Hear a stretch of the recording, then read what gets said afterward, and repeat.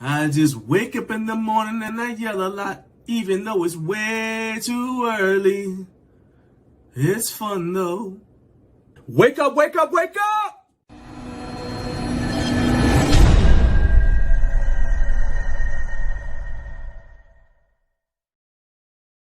And that was my way of showing you guys what you're missing when you don't watch Mailbag Mondays. Yeah, that's it. That's the ticket. Yeah, that's the ticket.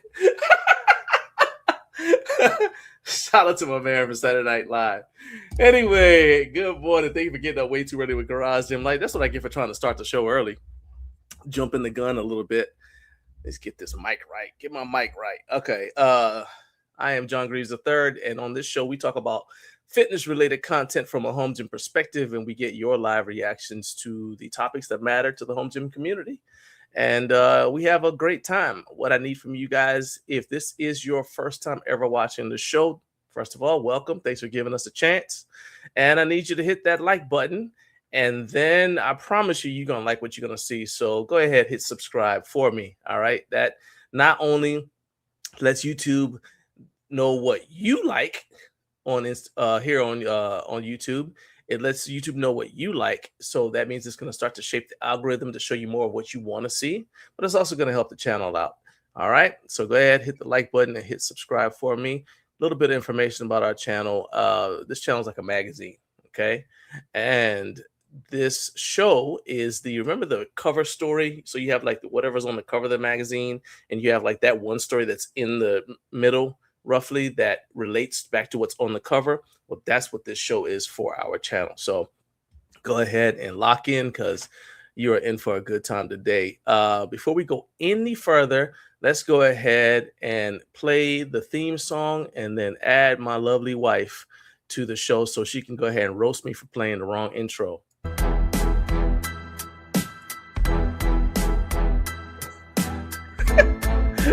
Hey. Hey, everybody. Hey, yeah. I really thought I had changed the intro. Yeah. But apparently I had not. Surprise. Yeah. Gotta keep people on their toes. Gotta keep them on their toes. That's what it's all about. Gotta make sure y'all are all awake. We got a big, we got a lot of moving parts today. Got a big packed show. So before we check out who's in the live chat, go ahead and tell everybody what's on the menu for today's show. Alrighty, so here we go. So what's on for today at 6:05? As you know, we have news and other things with me. Now, apparently there are going to be some conversations regarding that. Apparently John's making fun that my chair has had a baby. And then also, this is the weekend, I have my first triathlon. Also, Micro Gainz has released a new Micro Gainz plate holder. And then, of course, we're going to recap John's first workout with the Black Widow cambered Swiss bar. And then at 6:45, everybody's favorite segment, Recliner of Rage. Then in the second hour at 7 a.m. Eastern, 6 a.m. Central, powerlifting coach Brad Abbott returns to recap his performance at the WPPL meet. And he's also going to do a form check, give feedback on your lifting videos that you shared with at Garage Gym Life on Instagram. So follow at Garage Gym Life and tag us in your lifting videos so your DMs don't go into a requested folder where we can't see it. And then finally, in the third hour, 8 a.m. Eastern, 7 a.m. Central, Andy Wang from YR Fitness Equipment joins the show to talk about their equipment, and we'll also discuss what they may bring to Home Gym Con. All right. Thank you, Naomi. I don't really do a good job of telling people to follow us on Instagram. So I'm going to do that now. Make sure you guys are following us at Garage Gym Life on Instagram, because if not just, just for, you'll see like some random behind the scenes stuff that we post there, but also that's the best way. If you have something that you want us to talk about during the show, it's you tag us on Instagram, and then that way I'll see it. And, obviously if it's just some random thing, like, kind of give me some guidance, like, hey, by the way, when you DM it, say, hey, I want you to talk about this on the show. But don't just like send me a picture of a tricep bar and that'd be that, because all you're gonna get from me is, oh, cool. Right? That's pretty much that's it, right? But if it's something you want us to talk about on the show, go ahead, DM it, and then you can tag us. And so in this case, when Brad is on, he's gonna check your lifting form because he's a powerlifting coach. And I want we can kind of like, we'll go through this a little bit when he's on, but also you remember he's a coach, so he doesn't have to lift the way you do, right? So like, for example, I was talking to somebody, Brad pulls deadlifts conventional and they pull sumo. He can still coach you, all right? Just because he pulls a different way, he's a coach, so he coaches people to do both. And actually, Brad's got a pretty impressive sumo deadlift, even though he doesn't personally compete with sumo. He does it in training as well. All right, let's go ahead and see who is in the building today. And let's go to the live chat. All right, so first up in the building, it's been a minute since this guy's been first. Let's throw him up on here. My man Trevor, T-Dog19 said first one in. So let's get let's absolutely not get that. We're not eating that. We're not eating floppy bacon. Let's get some raw uncooked bacon to celebrate. It's not raw and uncooked. It's just we do not like impaling our roof of our mouth with charred bacon. I've never had that happen. My mouth has never been impaled by anything. Okay. All right, because that's just how yeah, exactly. My mouth has never been impaled by anything, because that's not, you got to live by a code, and that's part of mine. Carlos said, Miss Helen says, real ones get up way too early, child. Wake up. What's up, Carlos? Let's see here. Hey, look at you. What's this? What's it? The group name is something for the elephant. Ain't no rest for the wicked. Oh God! In life for free. My 90s baby is trying to give you the name of that group. Oh man, yeah, Carla, I heard it on the soundtrack of Tales from the Borderlands. But oh man, I got mouths to feed, nothing in. Oh, it's not gorillas. It's something from an elephant. If you guys know the song, go ahead and post that in the chat, because now it's gonna bother me. It's just save me from having to look it up. Let's see. Inca Strong, what's up? Cage the elephant. What's it? Rage Cage the elephant? Cage the elephant. Okay, you just looked it up, didn't you? I knew it. That's all right. Yeah, Cage the elephant. Yeah, that's actually I like that song. Inca Strong, what's up, Winston? Winston did a so we got several, I want to say there's 2 brand new ones, and we're about to have another one, hotel gym reviews on the channel, and they're in them, and we've got 2 already in the members only section. One of them is a guest hotel gym tour from Winston, who's here at Inca Strong. It was the Renaissance Fort in Worthington, Renaissance in Fort Worth. So you guys can, if you are a channel member, you can go ahead and check that out. And if you are not a channel member, first of all, click subscribe. And if you've already subscribed, where the subscribe button was, there's going to be a join button. So you click that join button, it supports the channel, and it is literally 99 cents a month. So 99 cents a month gives you access to a bunch of videos. I was actually talking to somebody who went back and watched, it was Sean from Colonial Barbell Club. He's a channel member. Appreciate you, Sean.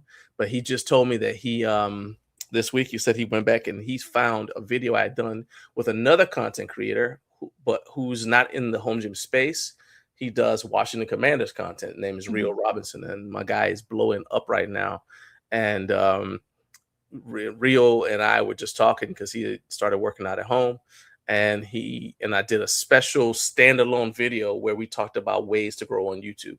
And so that's really, a lot of the tips that Rio gives are still very helpful. So it's in the members only section, and that's just another perk. It's stuff that that video is never going to be public. It's always going to be members only, and we got a lot of stuff in that section for you guys as a way to say thank you for supporting the channel. Let's see here. So let's go ahead. Who's up next? Who up next? Jared. There we go. My guy Jared says happy Friday. What's up, Jared? What's up, my man? Carlos said your mic sounds nice. Check 1. Hey, there you go. That's another song. Salt and pepper.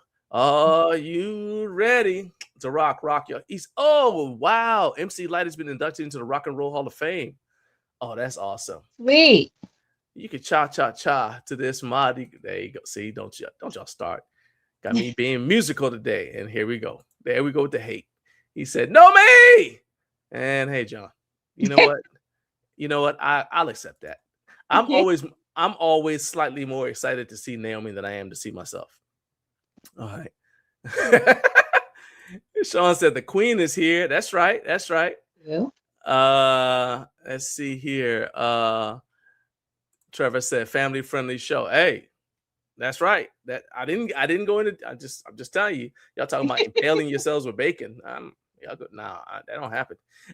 B said, Naomi, that's great on the triathlon. What's up, B? B was up late last night. I saw a comment from her on the video, on your video, like the one where you're doing like the ta-da about the dumbbell rack.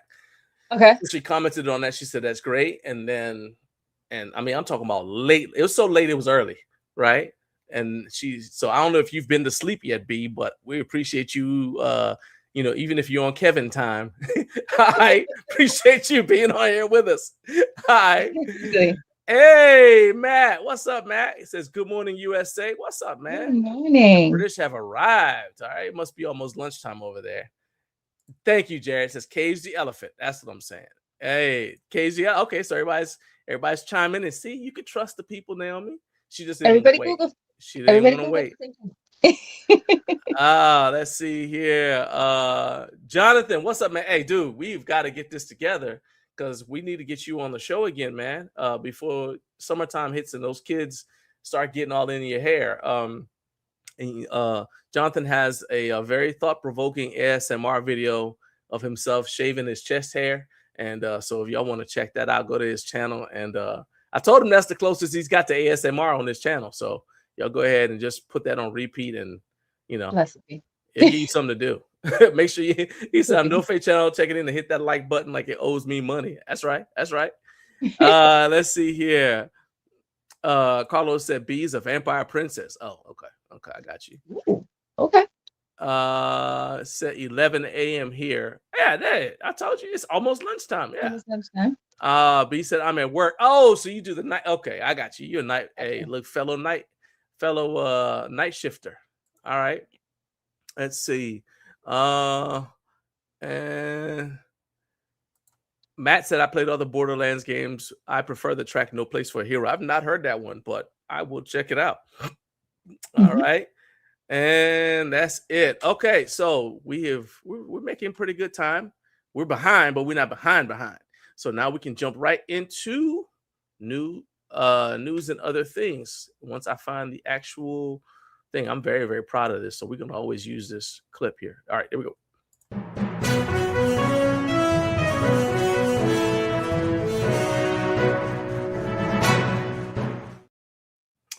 Speaking of things I'm very proud of, I got my new widget. Bam! Look at that. That's the question of the day. Wow. Question of the day. Do you prefer it here? I think where it was originally is right fine. There. And it blocks my name. People know you. Yeah, that's true. People know. Yeah. Oh boy.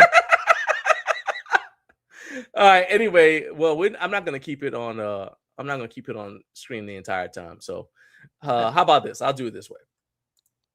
All right. Question of the day: which way are you most likely to support the content creators you trust? Would you prefer to? And don't tell me like stuff that's like hypothetically, oh yeah, that'd be a great idea. No, I want to hear actually. Still put that right there. I want to hear what you actually do. All right. Do you buy their licensed merch?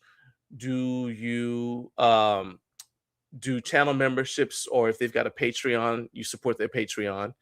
Do you buy through their affiliate links?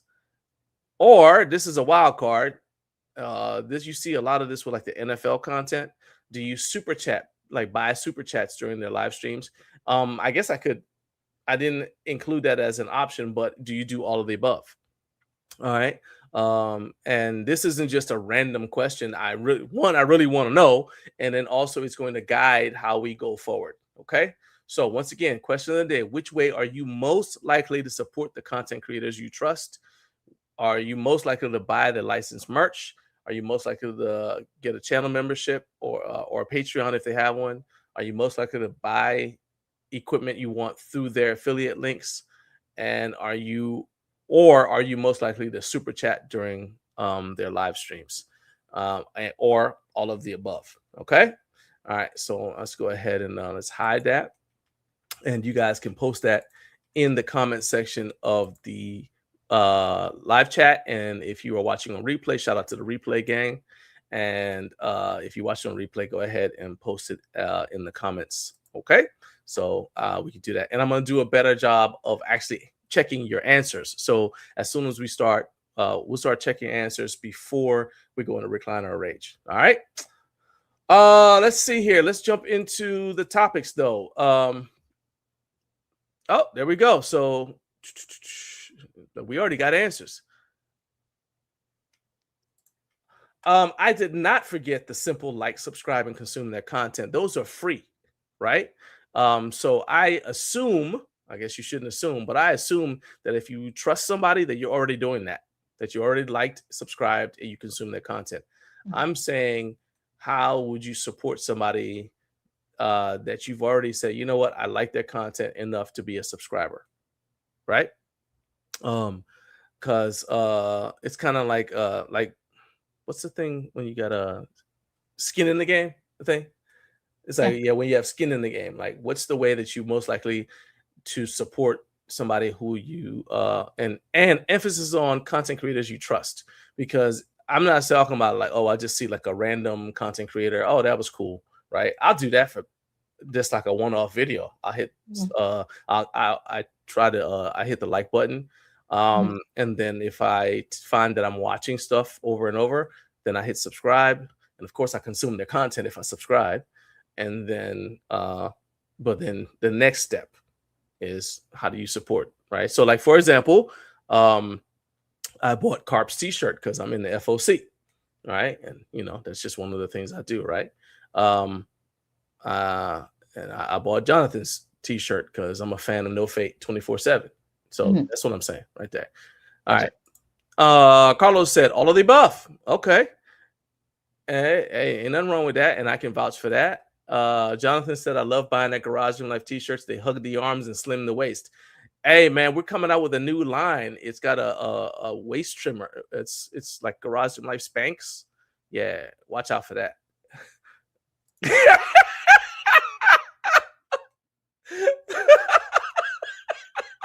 Yeah, I'm on fire today. All right, Naomi's. Trevor came back. He said, I will buy through affiliate links when I need something.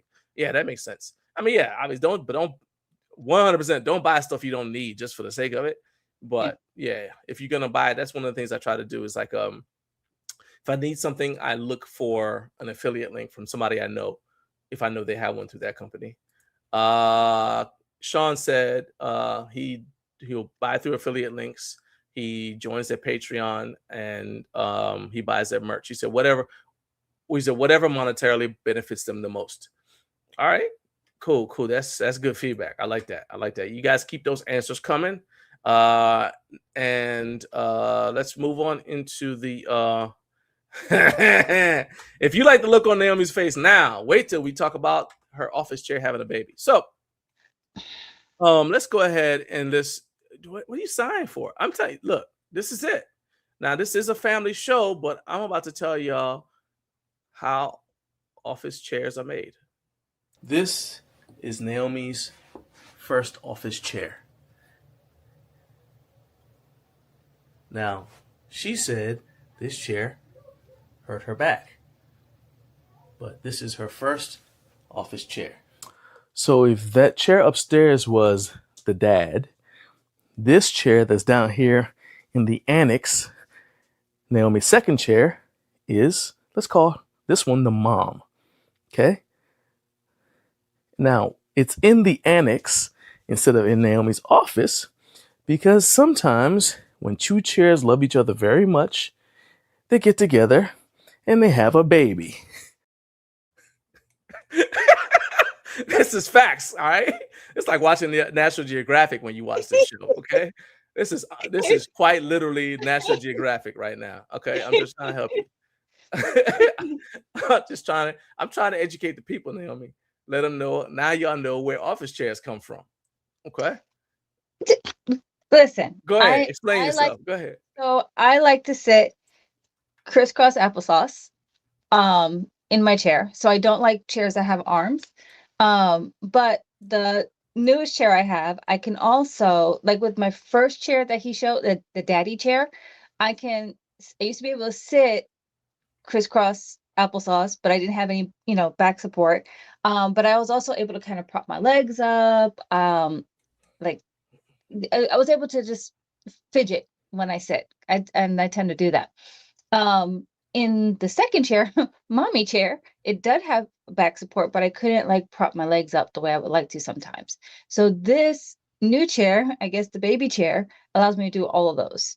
Plus, you can do like this. It gives me definitely different. I'm trying to think of PG of how to say it. It just I'm comfortable. Okay, You I'm sit like a comfortable. trapezoid. Okay, that's fine. It's Oh my comfortable. God. Okay. And I didn't buy it on TikTok Shop, but I did see it on TikTok Shop. I'm sure you did. Ain't I no got it doubt. off of Amazon. I'm So sure you did. Jared said absolutely on affiliate links. Yes, 100%. Let's see. Hey, there you go. Matt said new garage and life corset fit tees and BBL leggings. Hey, look, man, we got to do what we got to do. It's rough out here in these streets. yeah. I do not need counseling. I do not need counseling. I'm trying to educate people. Now we know where office chairs come. You ever wonder what office chairs? Now, if your kids are like, where do office chairs come from, Daddy? You say, oh, well, son, now you're old enough. Let me show you. Let me tell you. Carla said we should get you a gaming chair, but gaming chairs have arms, and she don't like chairs. She doesn't like chairs with arms. There are some gaming chairs that have where the arms could kind of come down, so they can flip down. And then also they have where you can there's a foot base that comes out that you can kind of rest your legs. But I'm trying to tell you, I'm telling you, I know she ain't into that. Yeah. Gaming. She's aware of gaming chairs, and yeah. So if I'm gaming, yeah, because I've got to be comfortable, and then of course probably my arms up so I can be able to hold a controller. Yeah, definitely. But for work or just like everything else, well, John has seen walking by. Oh yeah, it's literally crisscross applesauce, pretty much all day. All day. It's very active. She's active sitting. That's what let's say it like that. Sean said, "Forget baby shark. We're dropping baby chair." Hey, there you go. Call something about you a raised better than this. Let us move on. Naomi's got a triathlon tomorrow. Yes. Tomorrow. What is the last week of prep? Go ahead, tell the people, what does the last week of prep for a triathlon look like for you? Like, for example, what are you eating? What are you doing as far as you went swimming this week? Yes. I don't remember how many times. So go ahead and break that down. With that, it's just kind of like getting those last minute like prep times, kind of get an idea of like what your speed would be or your time would be. But it's kind of like you've heard people say like a shakeout run where it's kind of warm up. So like this past weekend, I just went ahead and pushed myself to get a longer distance ride in. So I did over 30 on the bike. And with this triathlon, it's a sprint distance, so it's only 13 miles. But to do the 30 miles in like less than an hour and a half lets me know what to calculate my time would be on the bike. Same when it came down to my swim, getting some more pool time and kind of push myself for a longer distance with my swim. So again, for the swim, it's not 400 meters, it's 500 meters for this particular event. Kind of gauging now. For this is open water, right? This is going to be, it's not really, it is open water, but it's in the bay it's not like in a pool. No, No. Okay, I got you. And Okay. one of the things that you can't really prepare for unless you happen to be in a pool where you are sharing a lane is, when you are going in your wave, you will get kicked. You could get kicked, you can get slapped accidentally because you have people that Some of are that junk ain't accidental. I got a conspiracy theory. I have taken many feet to the face, and so I kind of start from to the side, and then kind of pace myself. But really, it's the nervous energy. Yeah. This triathlon is going to be my first one for this year, and so this is where I'm kind of gauging myself where I am. With all of my events, my weakest part of the event is always going to be my run. Um, so I kind of want to see where I'm at and then focus from there. Carlos says swimmers are villainous. You can't trust. Yeah, I tell you, you can't trust people to do. And so, but this is, I have checked out the course, and that's another thing is you want to look at the course, especially since this is going to be more of a distance to get to the event. It's about a 5-hour drive from us. Yeah. I looked at the course, I pulled up the map, I looked at the map. It's supposed to be pretty, pretty fast and flat. There may be maybe some hill, not a whole lot. It's what they call a rolling hill. But just kind of gauging and gonna have fun. I want to have fun. But I also don't want to be last. So that's the other thing. And then making sure I have plenty of fuels. So I had stopped by Dick's Sporting Good and picked up some of my Go Juice and some of my chews, as well as my stingers, so I can have that. And so also I'll be packing off any extra, extra clothes, shoes, the whole 9 yards, because I have to think of what I would have with me in the transition box. I want to have my transitions under 20 seconds in between. So you actually already answered this about the intra race snacks, but what does breakfast look like tomorrow for you? I don't want to try anything new. Today is carbs, because with it being an endurance race, you want to have those carbs in your system to be able to support you, because you don't want to bomb out. Electrolytes definitely in the morning. I want to be able to hydrate, but don't want to get any, like, we call them stitches, but basically it's cramps. Also, you don't want to have a situation where you have to use the porta potty, because I don't do the porta potty at all if I don't have to. So what's up, Kevin? What's up? Good morning, Kevin. Or no, good night, Kevin. That's right. We're opposite. But yeah, just kind of keeping it like normal. Than what I would normally do. I don't want to try any new foods. Now, after the race, I will have ice cream.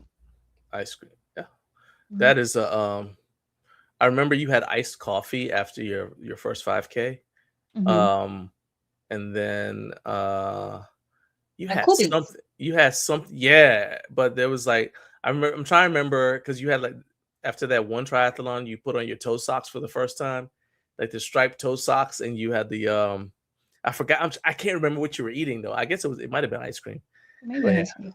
Might have been. That's just, but all right. Well, I'm proud of you. What's up, Ashley? We're talking about we just finished talking about Naomi's triathlon. She's got a triathlon tomorrow. It's her first triathlon in a few years. Since having, I know it's before, since having Nora, but is it the first one since Joaquin? No. I've had one after I had Nora about 4 years ago. Nora met me at the finish line. That's right. Okay. And that was about 4 years. About 4 years.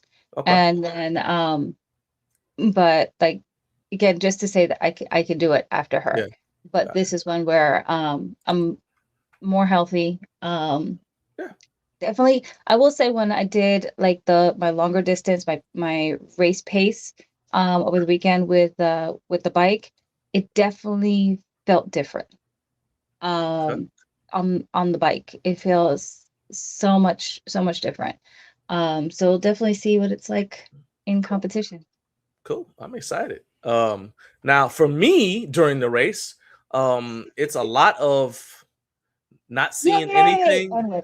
Yeah, and then like she'll come running out, and then, like I gotta run to the transition area, so she comes out of the water, and I'll try to get some footage with the Osmo or her coming out. So I'm gonna get footage of her going in the water, footage of her coming out the water, and transitioning to the bike, then going out.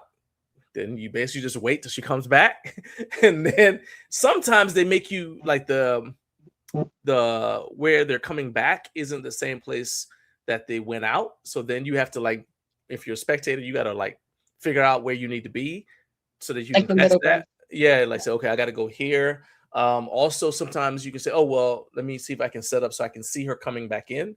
So I Mhm. can catch footage of her actually doing the race, or like actually riding the bike. And then same thing, and then while you stay out of the way, but you really aren't allowed into the transition area anyway, but you try to find a good spot so you can catch the transition for going from the bike to running, because you got to change shoes and everything else, right? And then actually you gotta clip out, change shoes, and then and then head off running, right? Okay. What?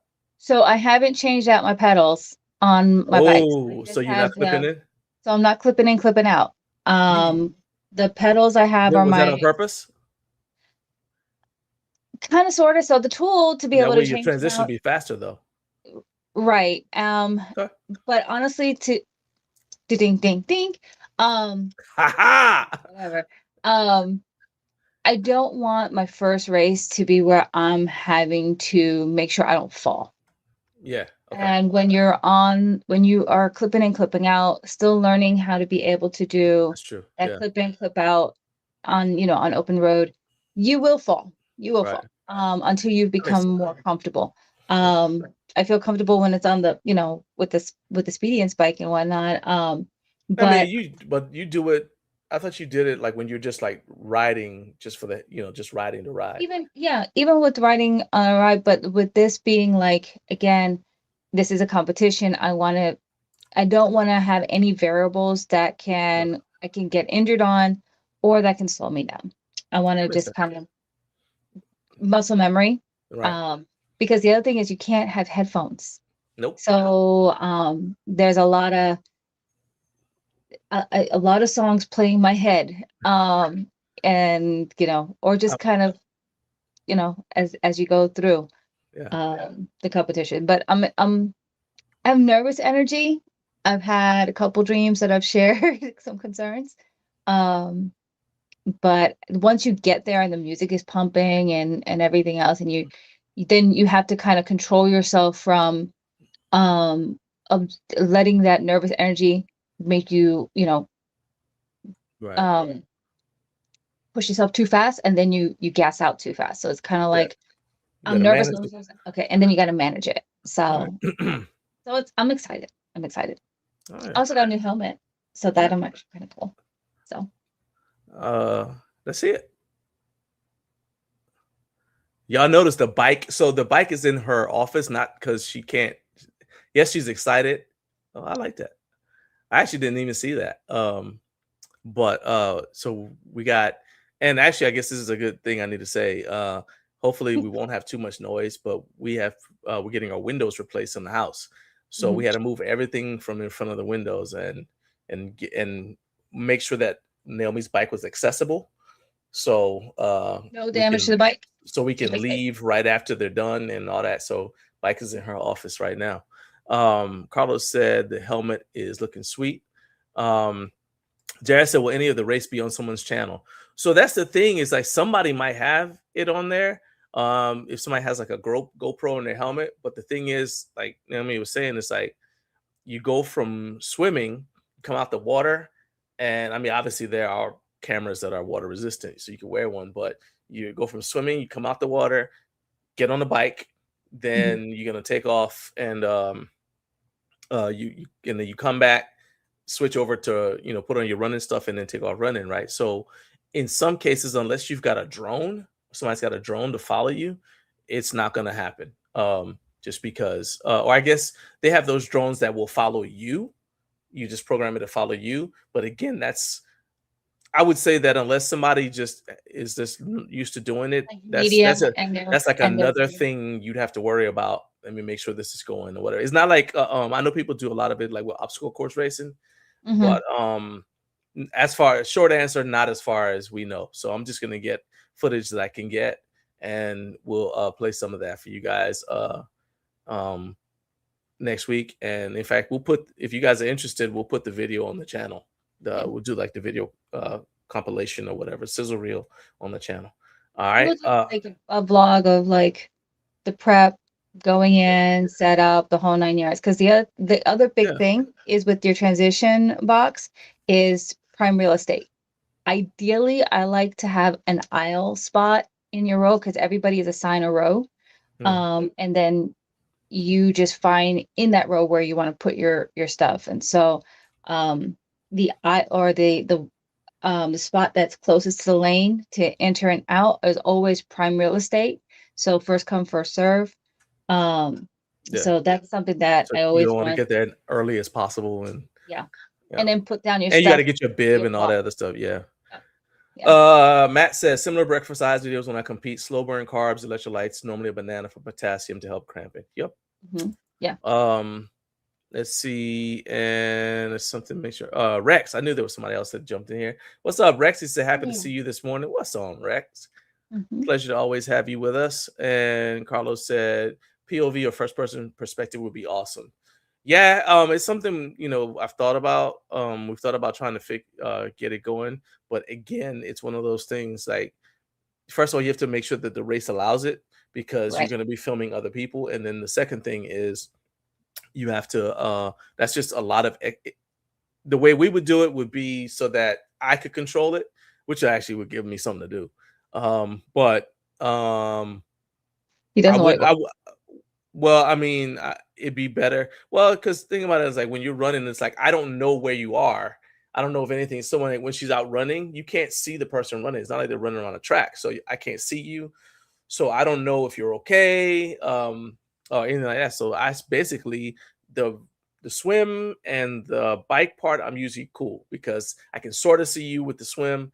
And then with the bike, it's your little dot. It's really fast. The bike is relatively fast, but the run, I'm like, okay, let's, and it's like you've already done two other things. And I basically spend the run part just worrying, right? So that would actually give me something to do if I was like, oh, I got a drone, so I can follow her. But you'd have to have a drone that has enough juice so that you don't have to like be changing batteries in the middle, anything like that. So it'd just be a lot of moving parts. I'm not saying we'll never do it. But if there's enough interest, we'll probably start doing that because, my competing powerlifting, you guys will get the videos of that. So I think that it's really cool to be able to see all the different things, different ways that people can train to compete in a home gym, because that's really how the channel started. It was talking about ways to train to compete in different sports as a at-home athlete. And Carlos said, I could see how it would distract the competitors. I mean, you would have to keep the drone up high, but I'm just saying, like, because you're filming other people. But also there's only so much distance that a drone can go by and stuff like that. So, there are those that I've seen, even when I'm out on the open road or on the trail, they have the attachment that goes to the bike. They have the camera right there and whatnot. But when you're actually in a competition or in like these races, they will disqualify people for certain sneakers if you have a carbon plate in your sneaker and you cannot, because it gives you an unfair advantage kind of thing. They will look at you. Also, there are restrictions around airspace. So sometimes you have to. So, like, for example, if you ever wonder why we don't have a drone, nobody has a drone at Home Gym Con, it's because you'd have to get a waiver from everyone in attendance at the event, like everybody, before you could do it, and you'd have to have a certified pilot. So there are a lot of restrictions around that kind of thing. But so we've got two product things to talk about really quick. Gainz has released a new plate tree. So that leads to, that's right, the first screen share of the day. And I know how much y'all like that. So first screen share of the day. Out of relax. Out of control. All right. So this is the Gainz steel micro plate tree. And I know you're saying to yourself, me? Oh. What do you mean micro plate tree? Well, This is what I mean. This is it. And see This here, It's cute. bolts to keep it together, powder coated matte black, and laser etched micro Gainz logo. Got music playing now. We ain't having that. Y'all just got to read the screen. It's cute. Yeah, it's it's like we don't need it because I bullied him, Have it on the bullied rack. Mike into selling us 2 that we can mount on the rack.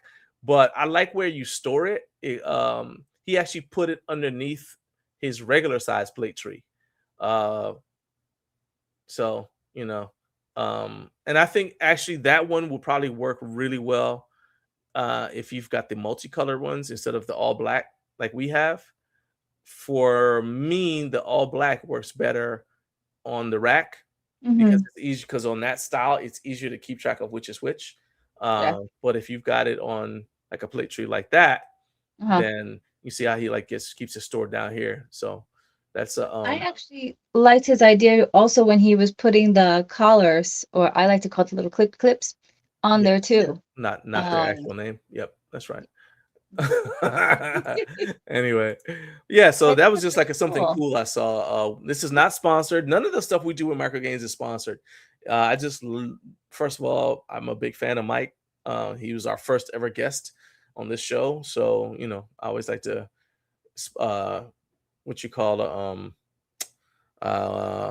I'm a big fan of what he does, and I just feel like it's something that it's always something, and it's also something that a lot of times goes under the radar. So I just like to let you guys know whenever that stuff comes out.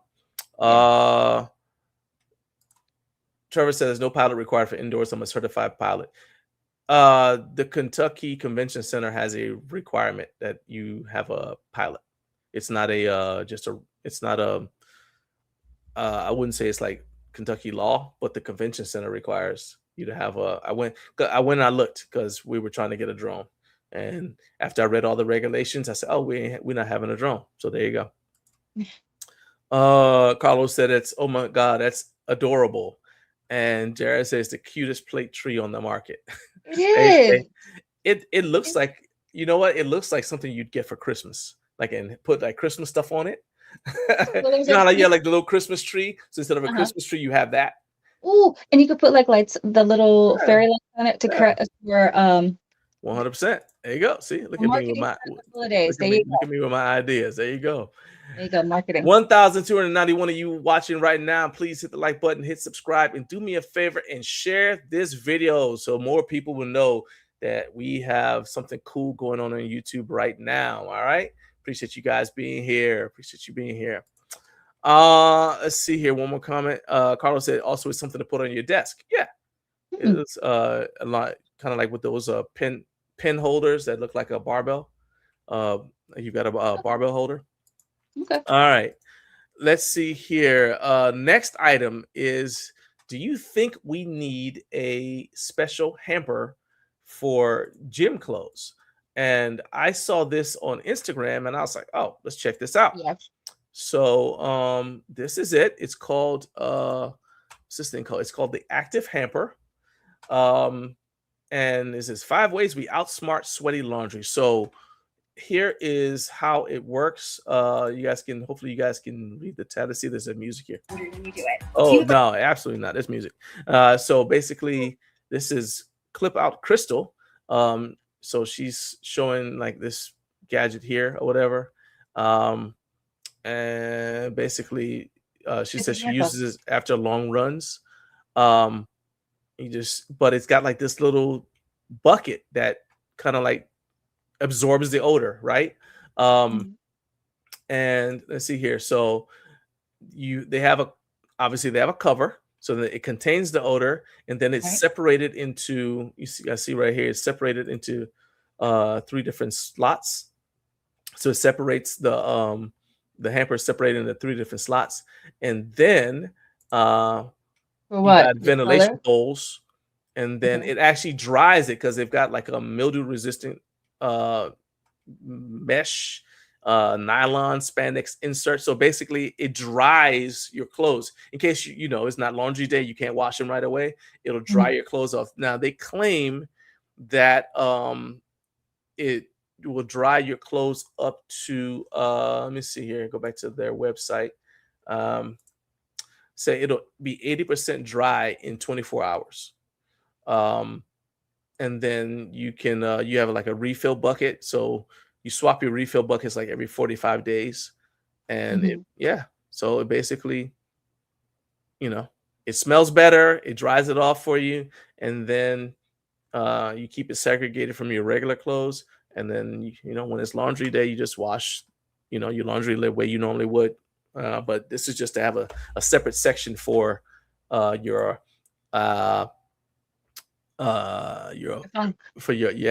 funk, if the funk's out there. Carlos said, heck yeah, mask that funk, I'm telling you. So especially summertime's coming. Some of us don't have like climate controlled gyms, like we don't have like the mini splits and all that. We just open the door, and some of us don't even do that. It's just hot. So there you go. So some of y'all, your significant others, message me and ask me to do this, and just kind of hint. So, you know who you are.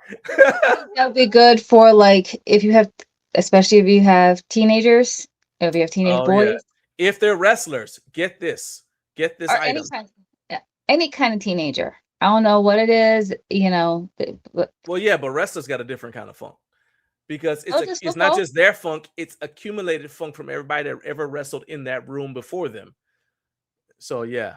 Sean said that's genius. Throw it in the garage near the washer. I'm telling you, I saw it. I was like, oh, I like that. I like that. It's one of those things. We'll buy it and we'll figure out where to put it. All right. Are you reservist or active duty? That works too, because I know you come in from the field. Yeah. Come out of the field. Yeah. And you get that special your uniform. Even your odor is dangerous. Yeah. Yeah. No. Mm-mm.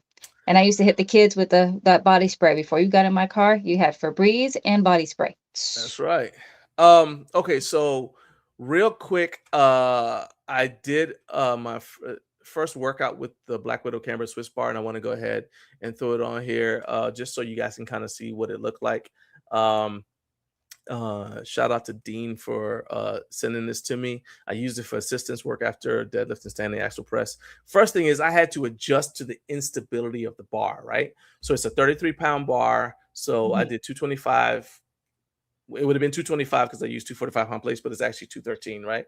So this is the first set. So first thing is you had to like turn it over. Okay. And then you see it's a multi-grip bar. It's a Swiss bar, right? And what I'm using it for is to simulate what I would do with heavy dumbbells.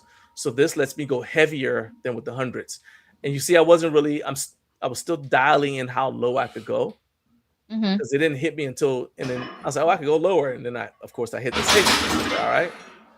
Now, this is the second set, which is more stable, because I kind of dialed in a little bit. So I changed the angle so you guys get a better idea what it looks like. But here I went ahead and I set up as if I were the same way I would if I were benching, because I wasn't sure if I'd be able to do that, because the bar is actually in the way of me doing my normal setup. But I'm a lot more, I'm braced a little bit better. It feels a lot more stable. So the bar is not tilting like it was in the first set. I had really had to battle it because I wasn't wearing wrist wraps. And you see I'm going lower. So this is there's a limit to how heavy the dumbbells are going to be. So this lets me get some of the same benefit that I use with dumbbells with a bar. So so far I like it. All right. Ashley said, have fun, Naomi. I look forward to hearing how it goes. We'll tell you guys next week. We're gonna have a triathlon recap with Naomi. All right. So everything else. I also did cable tricep extensions, but I'm gonna save that for next week because I want to do Recliner of Rage, because I want to keep Naomi on here to do Recliner of Rage, because I want y'all to see her face when I do it. Because she's part of the story, and then we're gonna bring Brad in because Brad is backstage. All right, Brad, brace yourself. Recliner of Rage. Here we go. All right, most popular segment, and you're about to find out why right now. It's the Recliner of Rage. It's the Recliner of Rage, because he's not happy.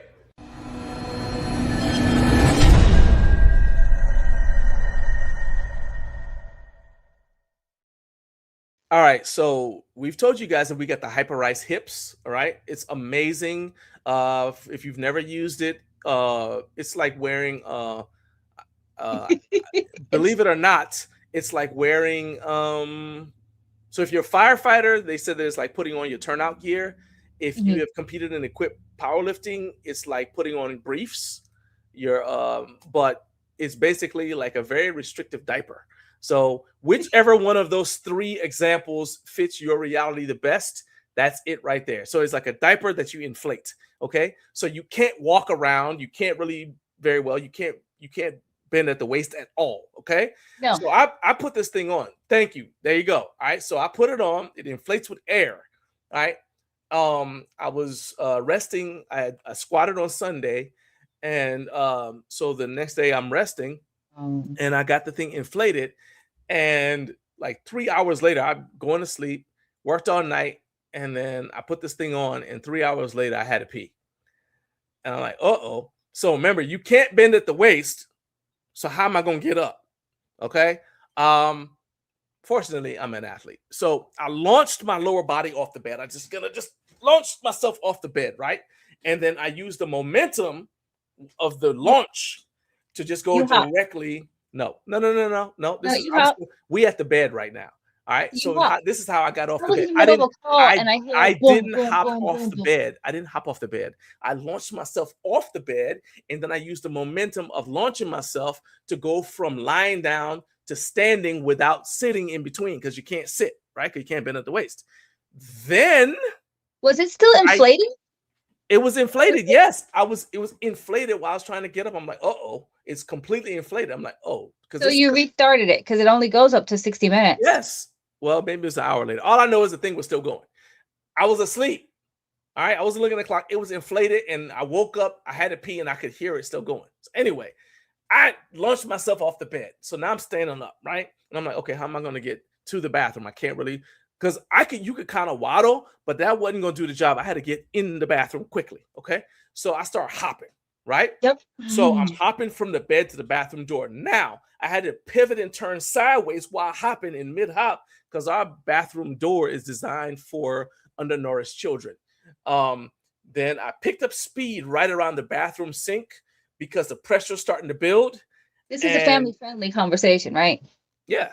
So I just had to pee. So then like the pressure's starting to build though. So everyone's familiar with the pee-pee dance. You can't do the pee-pee dance because you can't bend your legs. You can't bend at the waist. So I'm hopping, right? And then I pivot and then I hop a little faster because I had to get to the, now there's a convenience area. So you were able to pee. So I peed, no problem, right? All right. Then, and of course you got to be coordinated. So I had to lock in. Okay, because you can't hop now. Now I got to stay still. All right, so I got done. All right, now I got to get back out of there. I'm not finished yet. I'm not finished. So then I'm hopping back out, right? As I'm in the air and I'm pivoting, that's when you came in, right? Now, did the love of my life say, oh, baby, you're obviously dealing with an unforeseen circumstance. Let's work together as a unit, as a team, to figure this thing out. Anyone that knows me knows my response. No, she didn't. She got mad because apparently I was hopping too loud. All right, I'm hopping too loud. Excuse me for being in distress, right? So I'm hopping too loud. So she said, you understand I can hear you downstairs. And I'm like, I calmly, because I do well with stress. So I calmly explained to her, I have to pee and I can't bend and I can't walk, which she should have known because the other day you had problems walking with it and it wasn't inflated because I watched you. I mean, you waddle cute, but you still waddle into the kitchen, right? So you can't really walk. And it wasn't even inflated. It wasn't even inflated when you were going through what you were going through. And I was understanding. You were not understanding, right? So at that point, so I explained what's going on. At that point, second chances, did she nod understandingly, say, you know what, let's help get you on the bed and all that? No, she did not. Yeah. She did not. Instead, she walked out, slammed the door aggressively. And I said, you know what, that's a problem for future John. Because I still had to get back in the bed. Again, still can't bend at the waist. So gravity helped you. I started rocking at the hips. I said, because I watched shot putting before. And I was like, I seen what they do. So I started rocking at the waist. And then it's a different sport, but the mechanics are similar. And then at the exact right time, again, I'm an athlete, I launched myself again. Then I twisted in the air like when Terry McLaurin caught that one pass from Taylor Heineke and twisted in the air and I landed on my back. Unfortunately, my legs were still off the bed. So then I kind of threw my until I kind of root everything like that so I could get back on my entire body back on the bed so I could go back to the recovery process. You know why? You know why? Because that's what champions do. Okay, go ahead. Trevor said your lack of action is warranted because I failed to plan accordingly. Look, man, I used the bathroom before I lay down, okay? And then I had to use the bathroom. I didn't anticipate. When I anticipated, because as you said, it doesn't go for that long. So when you wake up, you can bend at the waist again because it's done. You chose it to go that long because it goes up to 60 minutes. So somewhere along the way in your story, you hit that button for I sleep for longer than 60 minutes. So I anticipated when I woke up that it would be done. I didn't know I was going to wake up having to pee in the middle. You probably. I didn't know that. I don't see the future. I don't know. I don't like. Nobody knows when they're going to pee. I just want Nobody knows when they're going to need to pee. You just try to plan for it. This is not something that's ever happened. For this Recliner of Rage was not pre-discussed because I would have vetoed this. I'm telling you, the fact of the matter is you abandoned me in my hour of need, but I forgive you. Yeah, I forgive you. Having a conversation right now. You know, I'm not going to let this damage our relationship because I love you too much. Anyway, hey, good morning, Matthew. Trevor said her face changed quickly. Anyway, would you like to, pain that I go through before you go? Here we go. See, look at this. Trevor, I thought we were better than that. We're better than this, Trevor. He said proper planning prevents piss poor performance. Pun intended there. First of all, everything worked out. Okay. I did plan because that's why you prepare your body. We're going to talk about this with Brad when he comes on. You never know what's going to happen. So you prepare your body for unforeseen events. And I came through there like the champion I am. Okay. Before you go, Naomi, there was a request for coverage of your triathlon. So I don't remember if you said, I know I suggested, oh yeah, you do a vlog or something like that. Will you be able to do, obviously you can't vlog the entire thing, but will you do like a recap? Yeah, okay, I'll definitely do a recap. All right, and we'll have it on the channel for y'all to watch before next Friday. So y'all can see it. Okay, good deal. All right, thank you. And sorry, I can't help you with the rest of the preparation for window change out. Yeah, so later. Yeah, thanks. Love you. Bye, everybody. Bye. All right. That is my lovely wife, Naomi. And I'm very, very proud of her. As I mentioned earlier, she's got her triathlon coming up. And she's been really looking forward to this. So I may actually, if you guys follow Garage in Life, I will do the best I can to like post like some pictures and whatnot from tomorrow's Naomi's triathlon tomorrow. So you'll see that, but then also we'll do like the recap thing on the channel, and that'll just be an extra video. So we'll have it up before next Friday. Okay. Now, let's see. It is 6:58. I am amazingly enough on time. So let's go ahead and give a quick shout out to the Central Time Zone. Thank you guys for being here. Appreciate you watching. Thank you for getting up way too early with Garage in Life. Before we welcome our guest in, he's not going to mind. Let's go ahead and throw on a tribute to my favorite powerlifting bar. This is the Bare Naked Powerlifting Bar from Bells of Steel. I have used a lot of bars since I started lifting weights in 1993, and this bar has got to be one of my favorite. I have loved this bar since I first saw it at Home Gym Con in French Lick in 2023. I saw it, tried it, and I had to bring it home with me. It's a bare steel bar, so I said, let me see how well it holds up without any maintenance done to it. And when I say zero maintenance, it still has a blood mark from where I hit my forehead when I was getting set up to squat one day, and I left it on there because I committed to do zero maintenance on it just to see how the bar would hold up, and it has not disappointed me. All right, see that? See how the dang commercial caught me in the middle of trying to take a drink? Anyway, as I said, this is my favorite bar, general purpose power. general purpose powerlifting bar. So it's not a squat bar, it's not a bench bar, it's not a deadlift bar. It's just an all-around bar, and it's my favorite. You guys can, whether you're watching live or replay, shout out to the replay gang, you just click that shopping button, or you go to the video description and click the link to grab it for yourself, and that link will support the channel, and go right back into trying to create awesome content for you. Now, we are heading into the second hour of the show, and I'm excited to welcome back my first guest, Brad Abbott. Brad is a therapist. He's a powerlifting coach. He's a powerlifter, husband, and a father of 3. Last time Brad was on the show, he gave a lot of useful tips that several of you guys were able to use to level up your strength, and some of you have been hitting PRs using those tips. So Brad is back. He's coming off of a successful meet performance at the WPPL Arnold Pro Invitational that happened March 6th of this year. So I'm excited to hear about that and pick his brain again about all things strength. Plus, he's going to be doing some form checks on everyone, well, with the time we have, time permitting, with everyone who has tagged Garage Gym Life on Instagram in videos of their training. So Brad, are you ready? All right, he said he's ready. All right, so let's go ahead, welcome him in. Play that theme song. What's up? What's up? I feel like I should play like some, what's that, Freddie Mercury, We Are the Champions or something for you. We'll figure out something. That's probably overkill. We'll figure out something. Well, no, overkill would be if I played Darth Vader, like the Imperial March. You're not ready for that. Okay, you're not ready for that yet. At that level. Yeah, we're not there yet. Okay, but you can be, you know, because to me, I associate that song "We Are the Champions" with Highlander. I can see, because like Highlander powerlifting, there can be only one. All right, there you go.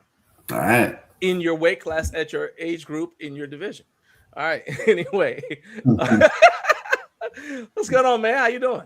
I'm doing pretty good. How about yourself? Man, I'm feeling good, man. I'm loving life right now. I sent you some questions, and we're not gonna probably get through all of them because I do have some people who have tagged me in some videos. So they want to get some form checks. But let's start with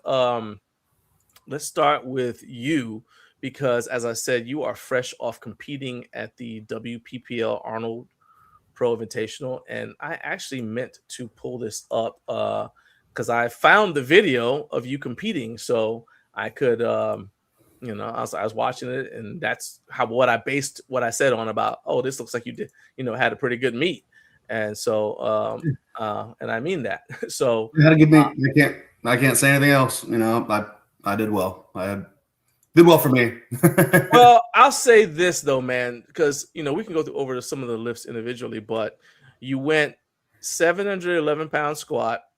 It's like 711 point something. Yeah, whatever. That's 551.1 bench and 804.7 deadlift. So your total was 2,066.8. And when I looked on Open Powerlifting, that was like basically 3 meet PRs. Is that right? It is on squat and deadlift. It was a meet PR, not on bench, but that's fine. My total was a 44 pound or 40 pound from the showdown. So. Oh, okay. Yeah, I'd benched more than that a few times, but right. Okay. It happens. Hey, that's okay. That's okay. All right. Well, hold on now. So the bench that they showed on the showdown, because let me go ahead and share the screen so you see the showdown. I benched 545, and then I benched 551 at WPPL, but those weren't PRs. Oh yeah, no, I'm saying it's a meet. Was it a meet PR? You've benched more than that, then. Okay, that's right. You benched 555 at a meet, and then I did a 565 at a bench only meet. Okay, got you. Yeah. Okay, I got you now. Yeah. So those are your numbers right there, up here at the top. So, well, yeah, does it have the 804 on there? Because I know they had me mixed up. The WPPL Pro is like on a separate Brad Abbott for some reason. I don't know why they do that. I don't know, man. So I think they showed your deadlift at 800. They didn't put the 804. They don't have WPPL on that lineup there. Yeah, it is what it is. I can send them a message and they'll fix it, but I don't. Yeah, I've actually had to do that because they had like me on there twice, and Yeah, me too. They had me on there 3 I had times. I had a master's record, deadlift record, and they didn't have it. But I mean, I just had to like reach out and say, hey, can you Yeah. know, yeah, they're really good about correcting. And I mean, those are, from what I can, as far as I know, they're volunteers, so I can't get too mad. Exactly. Yeah. Like, hey, I appreciate you even taking time to do any of this. So thank you. Right. But so you said you know the meet went well. You did okay for yourself. That you know that's good. I will say, let's go ahead and pull up this squat here because I want people to see your final squat because it looked to me like you had a little bit more in the tank. Yeah. Which is easy for me to say because I'm not the one, you know, I'm just watching it. Yeah. Let's see. Is this your this is your last squat right here? That's the second. That's the second one. Let's see. I'm trying to jump ahead. There you go. That's second. There it is. All right. There we go. All right. So let's go ahead and watch this squat here. So you're getting set up. So this is a monolift. And I have a monolift set up in my gym, makeshift out of my rack. So I train in a monolift. So, well, this is something that people ask me all the time because I've got the bells of steel monolift attachments, and they ask about like squatting with them, and I'm like, well, I walk out my squat, so to me, there's like not really any difference between using that and if I just use J hooks. But y'all see how fast that was. That's why I said it looked like you had more in the tank. Maybe a little. I mean, I'll be honest, not. I came into the meet thinking I wanted about 733, 738, you know, somewhere in that ballpark. And then I actually got really big this prep.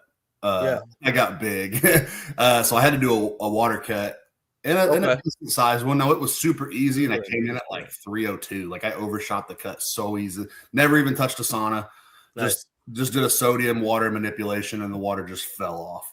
But that still takes its toll on you. Like even though it wasn't hard, it still. I had issues. The venue was super hot, so like during warm-ups, I was actually like cramping a little. Ooh, that ain't good. And so on my second attempt, I felt both my quads were straining pretty hard. When your second attempt of squats? Yeah. And so when I went, that's your first. So when I went to call my third, I thought, you know what? My PR is 705. Let's just go with a 2.5 kilo PR. And I went to 711. I was like, let's not get greedy. So I called the 711 and still felt, you know, my quads were straining on me pretty hard on it. So I was like, oh, that was the right call. Yeah, and that makes sense. Pretty fresh, you know. I got done with squats and I didn't feel like I was toast. So I thought, let's go. I was just gonna say that's the thing is like people don't think about like with powerlifting. It's like, yes, you want to get PRs, but you also want a total because how many times have you seen? I know you've seen it a bunch of times. I've seen it a bunch of times. Somebody gets like a squat record and then they bomb out on deadlifts. Or they bomb out on bench, and so their squat record is nullified because they bombed out. It's like the number one thing is finish the meet, right? So make sure you have enough in the tank to finish the meet well. I've never bombed, but I had the first time I squatted 804 in reps. It was like I just took a shot at it because I was feeling good, you know. I got it, but it ruined the rest of my day. I had to lowered my bench and my deadlift openers. And just struggled the rest of the day. And I ended up totaling like 60 pounds less than I planned on. You know, just because it was like I was so shot. But honestly, it was worth it because that was a cool milestone to hit. That's so funny. Like, so big on like leaving just a little in the tank on squat because I'm not a big squatter anyways. Right. I'm a push-pull guy. So I'm a big fan of that. I think it's funny. I think that was your son. Just now you just walked through. No, it was funny because right when you were saying you what you did with the squats and how it didn't go well, that's right when he was like, oh, it sounded like he was like disappointed in you for not squatting well. And I just started laughing like, you embarrassed the family, Dad. He was in his own little world. That's just funny. It was like perfect timing. I was like, man, oh man. So this video right here cracks me up. You've got my bench opener up. Yeah, watch the judges' faces, the side judges. This was pretty funny. All right, well, let's watch that right now. Yeah, when I hit this bench, both side judges are just like, "What the heck is that?" That's funny. Somebody else pointed. I love watching like the judges, the positions they get in. I'm like, that's why yoga class exists because you see like other things they go through to see. Hey, that guy with the one on the left, the bald one with the beard, he was like, "Whoa!" Yeah, I'm telling you, that moved fast. Yeah, it did. It flew. I was like, "Whoa!" Everybody thought I was sandbagging, especially because I went to 551 here. And it moves arguably just as fast, but what people don't realize is I know how my bench feels. Yeah, and I knew that it stalled at the very lockout. I was gonna ask you, are you like, you look like you're fast off the chest? I'm an athlete first. I wrestled in college. Yeah. And I dabbled in other martial arts, and I played every sport there was growing up, and so I'm an athlete first and foremost. So explosiveness is a massive factor in how I train. I train bar speed. Plus, you don't have a super wide grip either, so no, I'm going to play a little bit more too. I'm ring finger on the knurl break, or the ring, whatever you want to call it. So I'm not the widest you can go, especially for somebody who's 6'2" and has long arms. Yeah, so your triceps can play a role. That's actually the thing that I run into, because after I strained my pec, I said never again, and so I'm always like pinky finger on the rings, and so I tend to, although I'm raw, I fail at lockout. Yeah, if I fail, I usually fail a lockout. Like that slowed down a lot. That was fast. It slowed down a lot, though. I mean, that lockout, you can see it stalls on. Yeah. I see it, like, and you're like, let's go. And so I went with a 5 kilo jump, and I was like, I'm about to get in a fight with this 5 kilo jump, like, everybody's like, oh, that's a sandbagging third attempt. You should go like 584. Like, I'm about to get in a fight with this 562. Like, you don't understand. Like, I just knew I was, and then I ended up missing it. It just wasn't there. Yeah. No excuse. Well, when you get up to the top, do you try to like do the like the thing where they like squeeze, like you're almost doing like a rope pull down? No, how do you lock out? I already have like all my external rotation. I'm already retracted and planted into the pad, so I don't really think about anything else once I take that unrack. I've already got my posture and my cues set, so I'm just pressing it at that point. I really think about my leg drive, and then because my explosiveness off my chest is I got a pop there. Like it pops off my chest. So right there, because we're gonna do the first form check we're gonna do is with Carlos. So I want him to see, because I want him to see your leg drive.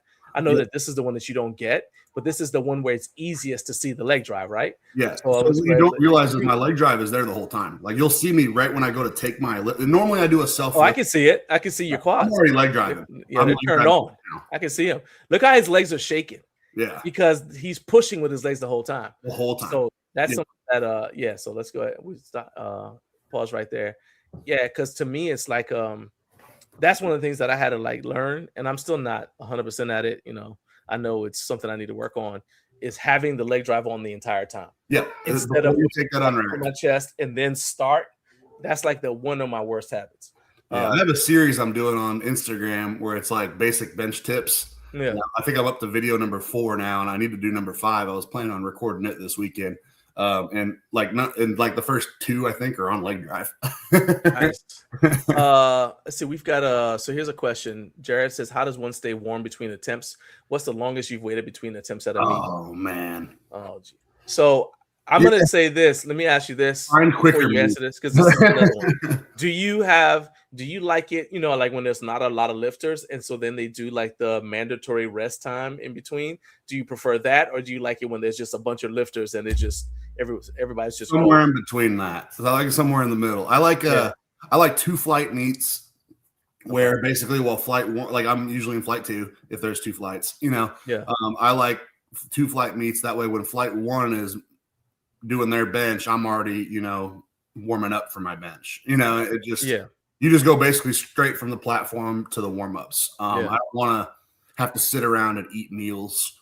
Yeah. I just, the longest I've ever waited, it was the Arnold in 2020. So it was the COVID Arnold, where it shut down. Yeah.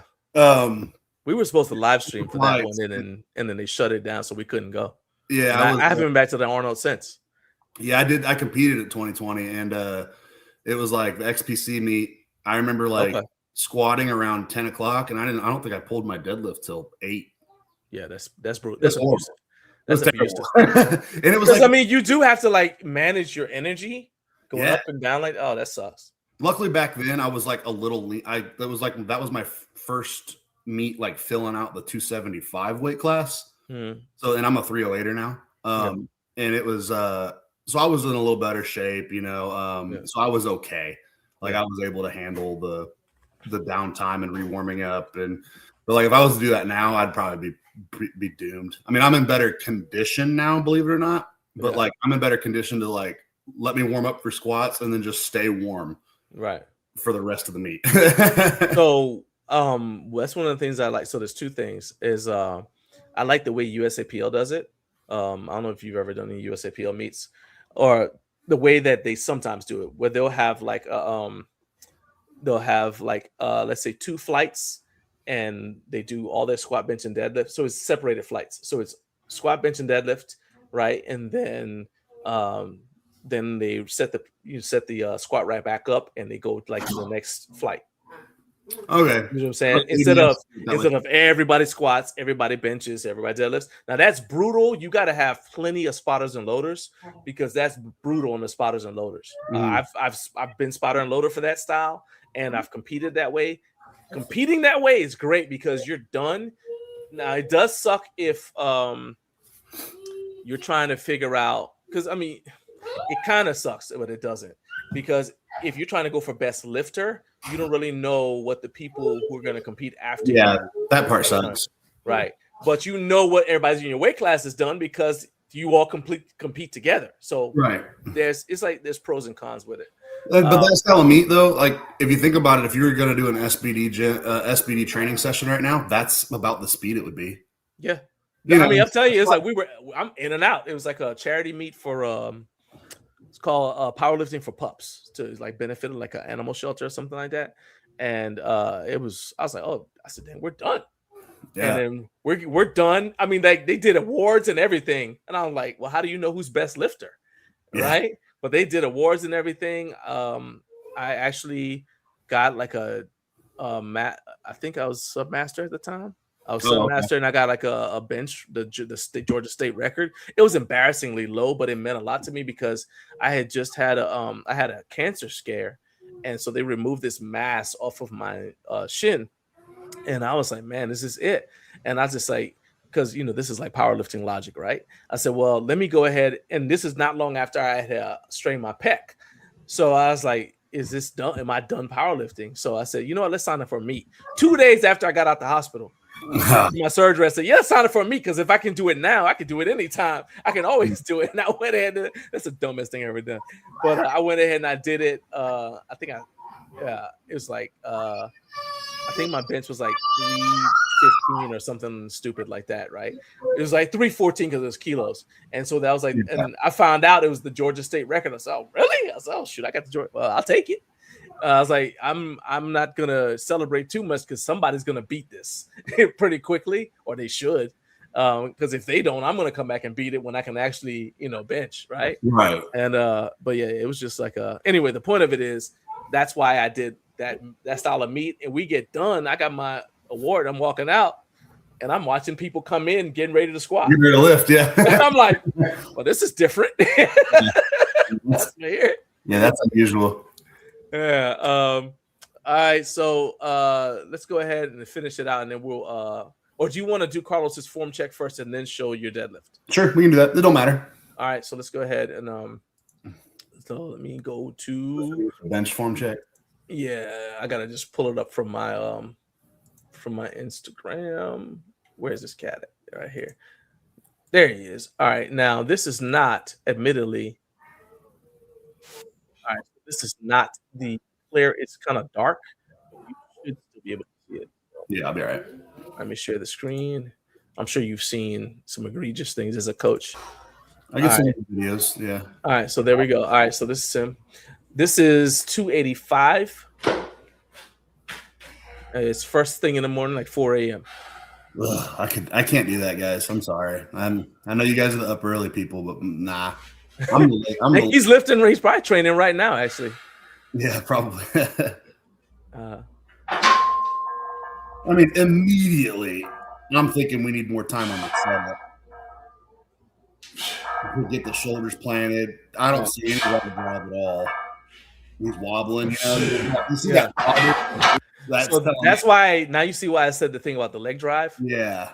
You want to watch it again? He's strong, dude. If he's repping, oh yeah, 285, and he's just repping it casually, you know, like that's a strong dude. But if he can learn how to get his shoulders planted into the pad, and get those legs turned on I like to teach leg drive for stability versus for weight transfer, because I mean, as you get stronger and you have more weight on the bar, the weight transfer is going to kind of be automatic because there's going to be a shift, you know, just from the weight leaving your chest to getting over your face again, you know, so there's going to be a weight transfer as it is.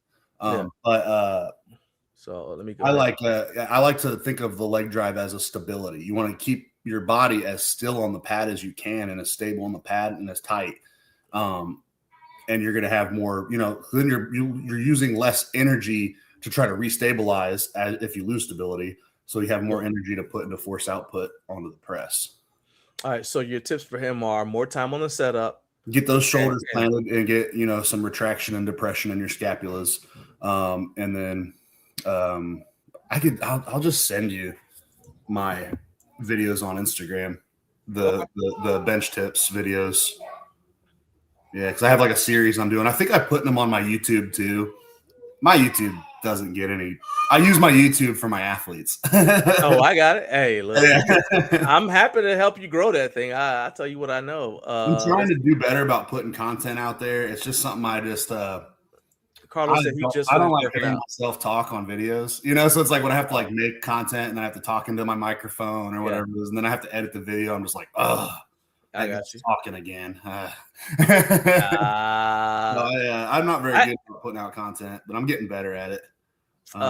Carlos said the struggle was real. And let's see, Shelly. Hey, what's up, Shelly? I'm assuming this is one of your athletes. She's on mine. Yeah, she's on mine. I said, she said, late training prepares you for being tired during meets. Yes. And I mean, I will say, like, if I'm actually in meet prep, tell me if this is something you like doing. I like to try to train at the time that I would be doing that lift. I used to squats. I try to put the squat at the same time I would normally be starting the squat. I mean, you know, when I think so, it'll be 9 o'clock pretty much because you don't know when your flight's gonna. For me, I don't know when my flight's gonna be. So I try to do squats at 9. Bench is gonna be probably like around 10, 11, something like that. Like if I'm in meet, I just lift at 6 p.m. Yeah, well, that's sure. You're in the last flight, so that's probably when you lifted anyway. Depends on the meet. Yeah, sometimes. Well, I mean, because sometimes you have meets that are at night. You know, they have what you call because they want to like prime time or whatever. They do like that was WPPO. We started lifting at like I think I took my squat like 5:30. Yeah. You know, so that was actually what time I normally train. So it was totally appropriate. Yeah. It wasn't on purpose. It's just that's what time I train. There you go. I didn't plan that, you know. Somebody said legs turned on. I hear that a lot from Brad. Yep, I have to tell my people to turn their legs on a lot in their cues. I'll be like, turn your legs on. You can just sometimes, you know, if it's new, if it's a fairly new cue, or if it was like that was the cue we worked on last block, and so this block we're focusing on a new cue because I do like to take things one at a time, so not to overwhelm somebody with technique. Because then a lift becomes foreign if you give them too much to change, and then they get discouraged because all of a sudden they're trying to work on 3 different things, and now they feel weaker. So this isn't working. Right. I like to address 1 or 2 things at a time. So sometimes, you know, let's say we worked on turning our legs on. Now we get to the next block and we're working on, you know, packing our lats, you know, bringing the bar out and packing our lats. Now they're forgetting to turn their legs on. So I'm like, legs on. Yeah. That makes sense. Carlos said, I'm definitely working on my leg placement. I actually had a thing that I would do is like, and I still kind of do it, but I don't like think about it, where it's like I put my feet, because, you know, like I do one of those, like launch myself back and then. Oh, yeah. I went through a phase where I was doing that too. Yeah. So it's like I put my feet where I want them because that's going to be like my foundation point to go there. And then I try to compress myself back towards my feet. Yeah. You know? Yeah. I do like the opposite. Like I pull myself up and plant my shoulders, and then I put my feet on the pad. And place your feet down. Yeah. And then I walk myself up into where I want my scapulas to be. And then I lower my feet from there. Where I'm like full, you know, I have my arch locked out. We can talk. I know you mentioned wanting to talk about why I wear a belt. This would be a good spot for that.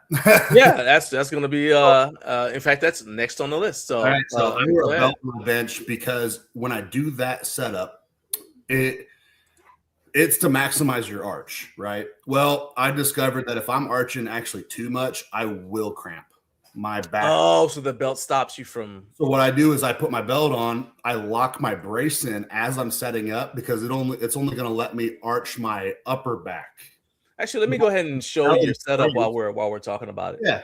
If I'm bracing in my belly, and I have my belt on, it's going to limit that low back arch, and it's going to help keep me from cramping. Okay. Yeah. Let me pause this right here and share screen real quick so people can see what you're talking about. You can go ahead and just talk us through it. Yeah. Right.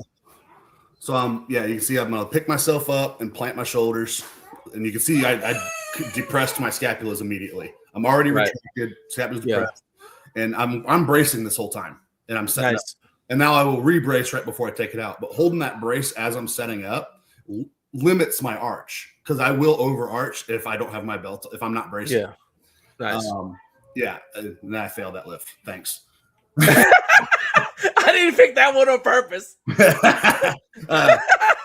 Oh, there we go. Okay, so this is actually a good question, and my bad, Carlos, because I'm a bad host. I was supposed to be doing this. Bam. Subscribe to BA Strength on YouTube. He's like, Carlos wanted to know what your YouTube was. Yeah, there it is. I will say not the stuff you were talking about that was on Instagram, right? Well, I have those on YouTube too. Anytime I make like actual content videos, I'll put them on YouTube. Okay. My YouTube originally, my plan was because when I write programming for athletes, I'm old school. I use Google Sheets. But I will put a link to the movements on there. And my plan was, well, sometimes when you're looking up, like, let's say I'm looking up just like a standard movement, let's just say pec flies. And I don't like any of the YouTube videos I'm looking at. So I'll go make my own and stick it on there. And that way I can link a YouTube video to a movement. So that way if somebody doesn't know what something is, it's there. Well, that was my plan. And then it just turns out there's a lot of YouTube videos out there that are all right. So I'm usually able to find a decent looking movement, pattern. Right.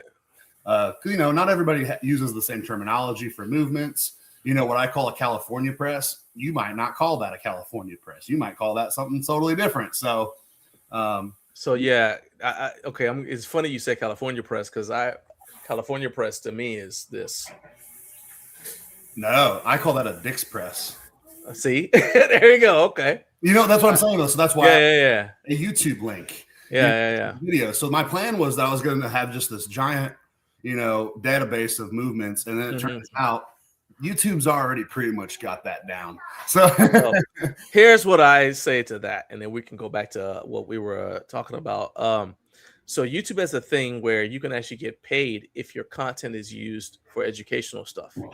Yeah. So if you create a library of movements that could be used in a PE class, especially for homeschool kids, and it's used, then that's additional funds.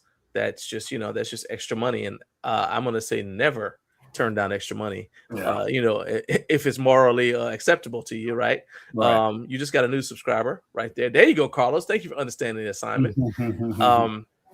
And let me go ahead and throw the Instagram on there too, just because there may be that's the only social media I really use is my Instagram. I don't even have any of the. I have a Facebook, but it's just whatever I post on Instagram. Facebook is where you go to argue.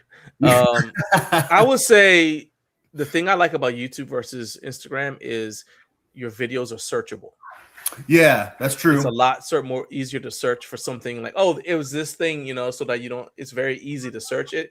And you can put stuff in a playlist and say, okay, well, just go to this playlist and start at one. And so remember when Kelly Starrett first started doing this, he started getting popular. I went to his mobility WOD thing because I was like, before I spend money, I want to make sure that this is something I like. And he had it it was literally called day one, start here. And I was like, okay. I remember that. Yeah. So I went and I was like, day one. And you can't do that on Instagram. I guess technically you can still do it if you go to Kelly Starrett's channel or whatever. But you can start at day one and just do it. I'm a big fan of that. Shelly said she lifts around 7 p.m. Yep, she works long days, and she goes and trains after she works. So, that makes sense though. Like she said, like it prepares you for being tired. You know, she's definitely training at the end of the day. So, and Carlos is following you on Instagram. And Jared said, "I've never heard of the California bench movement." California press, yeah, it's like a slow eccentric skull crusher, and then but instead of actually doing the skull crusher, you bring it back down here and do like a close grip bench, and then you slow eccentric skull crusher, close grip bench. The idea is tension is like tricep tendon tension. Gotcha. Yeah, I like to throw tendon movements at my athletes to it's rehab. Oh yeah, heck yeah. Definitely. Especially when they're like big benchers. That one's huge for big pressers, just to keep stress on the tendon and keep things healthy. I mean, I'm a decently big bench presser. Right. I've hit 575 in training, 565 close grip. I don't have any tricep or shoulder problems. Nice. And there's a reason for that. Technique being number one, and then training being number two. There's the way I train and the way I keep myself healthy. So, speaking of reasons, what's the reason for you not caring about the fact that you're out there bench pressing people's deadlifts? What's your deadlift up? Okay. That's fair.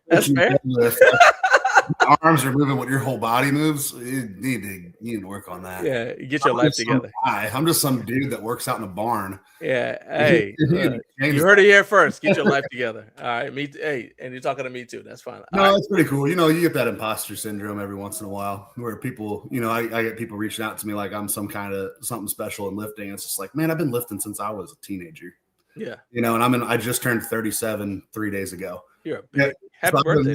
Thank you. I've been lifting for a very, very long time, and I've been lifting very consistently for a very, very long time. And people don't like that. That's the answer. Like, how do I get strong? I'm like, lift consistently for years. Yeah. And that's 99% of us that don't have that genetic it factor. Yeah. I'm sorry. That's the answer on how you get strong. Like, what's funny is like people like are really hung up on, and I mean, I think technique is important.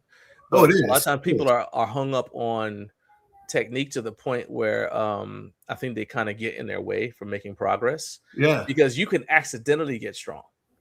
You know what I mean? And like if you just keep working, think about somebody who works on a farm, how stupid strong they are. It's not like they just lifted a lot of heavy stuff repeatedly for years. And then they may not look, the way that you want to look, but they're gonna be crazy.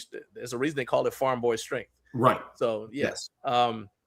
This is one from Kevin. He said, Kevin's in Japan. I'm going to hit this before he goes to bed. He said, my friend at work is at 110 kilograms by 8 on the bench. His ultimate goal is 315. Is he close? Do you have any tips for him? I'm going to say, be there. yeah, I'm going to say, get your friend to send a DM to Brad or something so he can see the bench, because I'm sure you can give some generic tips. Yeah. Follow tell him to subscribe to Brad's YouTube and just do everything it says on there. Yeah. And I'm not even joking, but it's, I mean, I don't know how you would give a lot of tips specifically if you can't see how the dude lifts. I'll be honest, like I don't mind helping people out, but it drives me crazy and this has happened a lot over the last couple of years, where I'll have people that I've been helping them in their DMs for weeks at a time, months at a time, and then you see that they signed up with a different coach. Yeah. So it's like, I'll be honest, I just stopped giving help to people. It's like, I am a coach. Oh, yeah. If you want a lot of help, I do offer coaching. There you go. And I'm pretty affordable in the market. Speaking of which, look at that. Look who's ready. Look who's prepared. Email is totally fine. Yeah, most people do send like Instagram DMs, but you know what? I have a few clients that don't have Instagram, and they somehow end up shoot an email. But yeah, so no, absolutely. Shoot me a message. I still do help people, but like when it becomes repetitive, like they're constantly seeking free help. Oh yeah. But I will always help people. I can't help myself. I keep saying I'm done helping people for free, but then I stop doing it. I understand. Yeah. So in that spirit, let's look at this deadlift, and then we're gonna go to my guy Sean, who had some questions. He pulls sumo, and he's been pulling sumo and he sent some videos to me. So let's check Okay. this out. So first is, I think this is your first 722. Yeah, it's my opener. And I always like to open extra light on deadlift. Yeah. Yeah, so you're going to see this thing moves pretty good.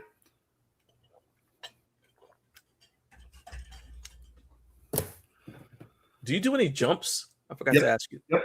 Like So broad jumps and stuff? One of my favorite warm-ups for the deadlift is like a jump pull combo.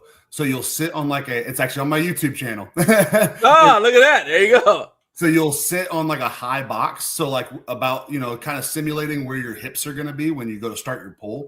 And you'll do like a seated vertical jump for like 3 reps. And then you just step over to the bar and you hit a speed pull with a lot of weight. Like, so for me, if I was doing this, I'd probably do like 315, 405. Something that I could definitely move quickly.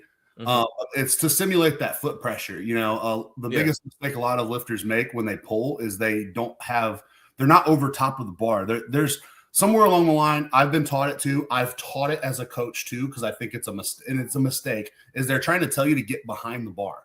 You want to get your shoulders behind the bar. It's a cue that somebody invented at some point in time, and it's honestly stupid. I don't understand. Dave Tate, I remember, was talking about it, and he's like, look, you say it. He said, but actually, it depends on how big you are. You want to be over top of the bar. Yeah. I always use the example of like, let's say you have a giant log in your yard right now, and you want to go pick it up to move it. Are you going to get behind it?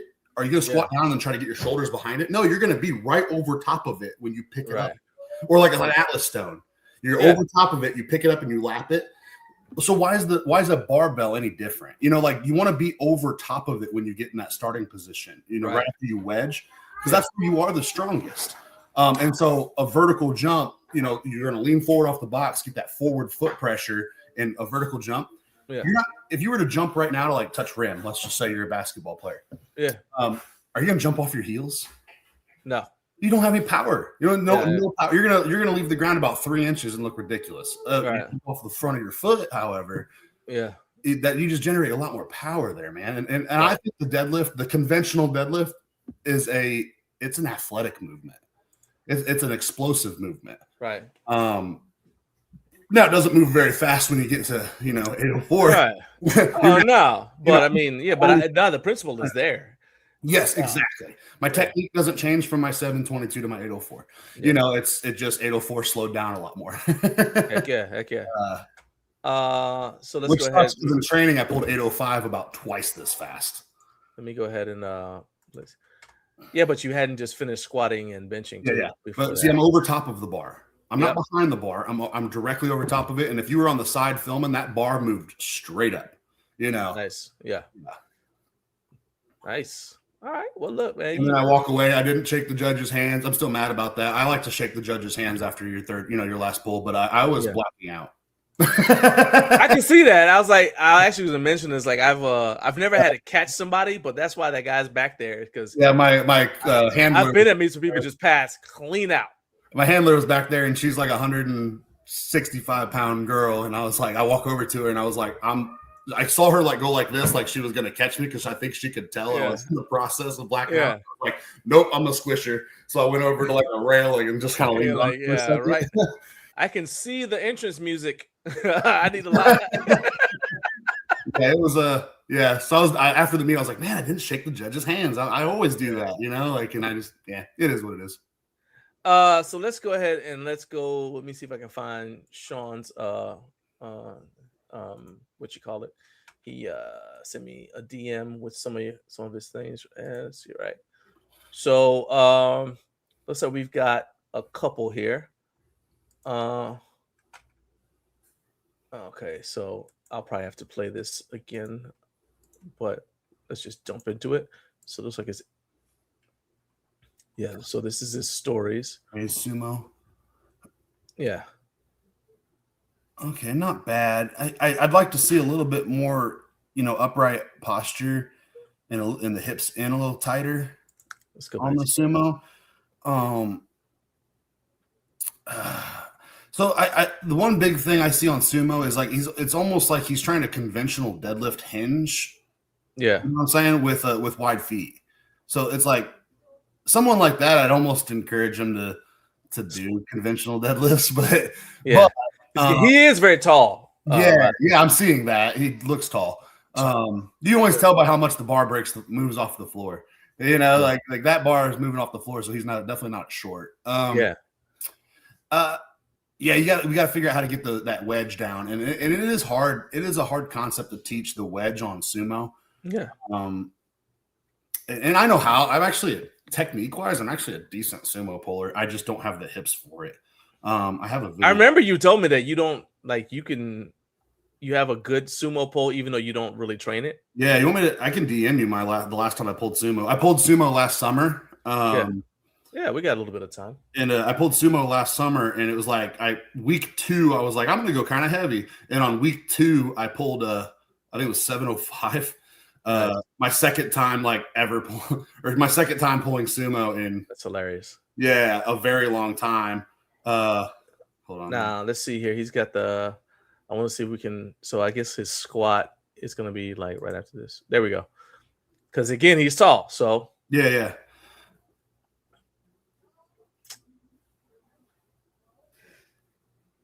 First thing, upper back posture. He is trying to arch his upper back, and that's on its way down the chain. Like if you're, I didn't mean to put that there. Sorry.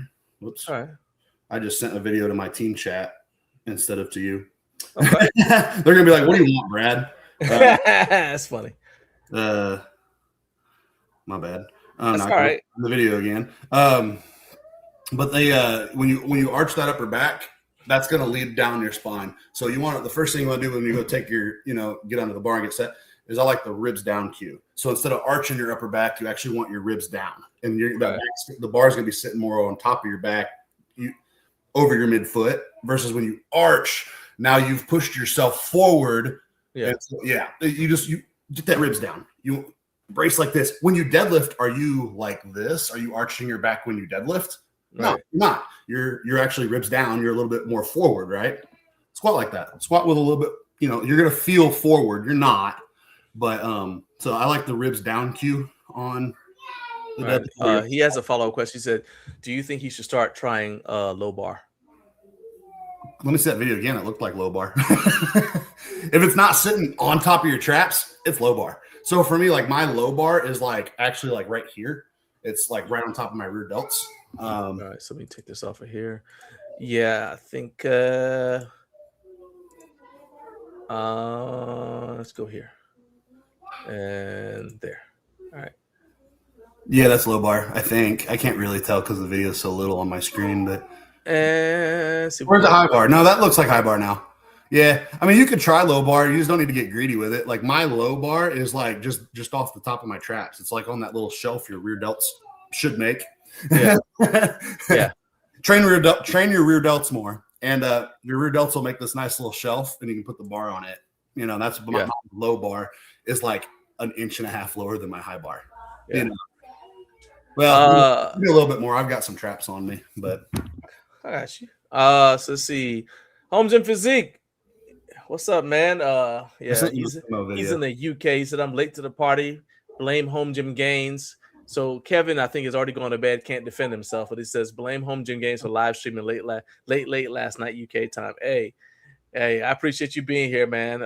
It's a little bit after lunch for you guys, so thanks for jumping in here with us. You just sent me that, right? So yeah, my sumo video. And again, I'm not a sumo puller, but what you'll see the big difference is when I'm setting up and I'm wedging, my hips aren't going to be back; they're going to be tucked towards the barbell. So I just watched. Part of it because it started playing. You almost look like you got that Ed Cohn set up. It's a little narrower too. Yeah, I don't like a super wide because I don't have the hips for it. But you see, I'm very just hips tucked. My hips aren't pushed back very far. I'm wedging my hips as close to the bar path as I can. Now I'm using straps, but I was doing hook grip up until that point. I was trying to acclimate myself to a sumo with hook grip. Yeah. This was week 2 and I pulled 705. So I was like, all right, sumo's cheating, number one. Ridiculous. That's hilarious. But also it's I teach sumo. I've got athletes that pull sumo. So it's I demonstrate hey, I know how to do this. Right. Yeah. How to do it. I don't have the hips to do it consistently. The next week I went to pull sumo. I think I had like a 3x3 at like 585, which is lighter than that. And I couldn't do it. My hips were hurting too bad. Yeah. I don't have the hips for it. I just don't. So I'm trying to get your hips tucked in. Follow. So I am coached by Trevor Jaffe, and I think he is shout out to Jaffe Strength. Okay, he's a sumo guru. He's a deadlift guru. I mean, he's great. He's a great coach. Yeah. But he puts out a lot of sumo content videos that I use all the time for my sumo pullers. So, Sean says 10-4, get more upright in sumo pull and master the wedge. And follow Trevor Jaffe. Follow Trevor Jaffe. It's at Jaffe Strength. Jaffe right? Strength. Yeah. Yep. Okay. I've seen him compete like once. I was actually calling. He's still doing it, man. I was doing color commentary. Yeah, it was awesome. He's in his mid-40s and he's still strong as he just had a quad tear, not tendon, muscle belly, but still he can't stop, man. He doesn't know how to turn it off. Hey, if that's the cool thing about powerlifting, man. I mean, I haven't competed in a minute, but I'm planning on going back into it. Yeah. And you can I heard somebody say is on some powerlifting video, and it was like powerlifting is like the only sport you can start when you're 80 and compete for 20 years. Yeah. It's fun. Yeah. I always use the term strength is for everyone. It's for everyone, man. Strength is for everyone. And honestly, when you get later in life, training your strength is so important for longevity and for quality of life. Because if you lose the ability to stand up, your life just got cut short drastically. Heck yeah.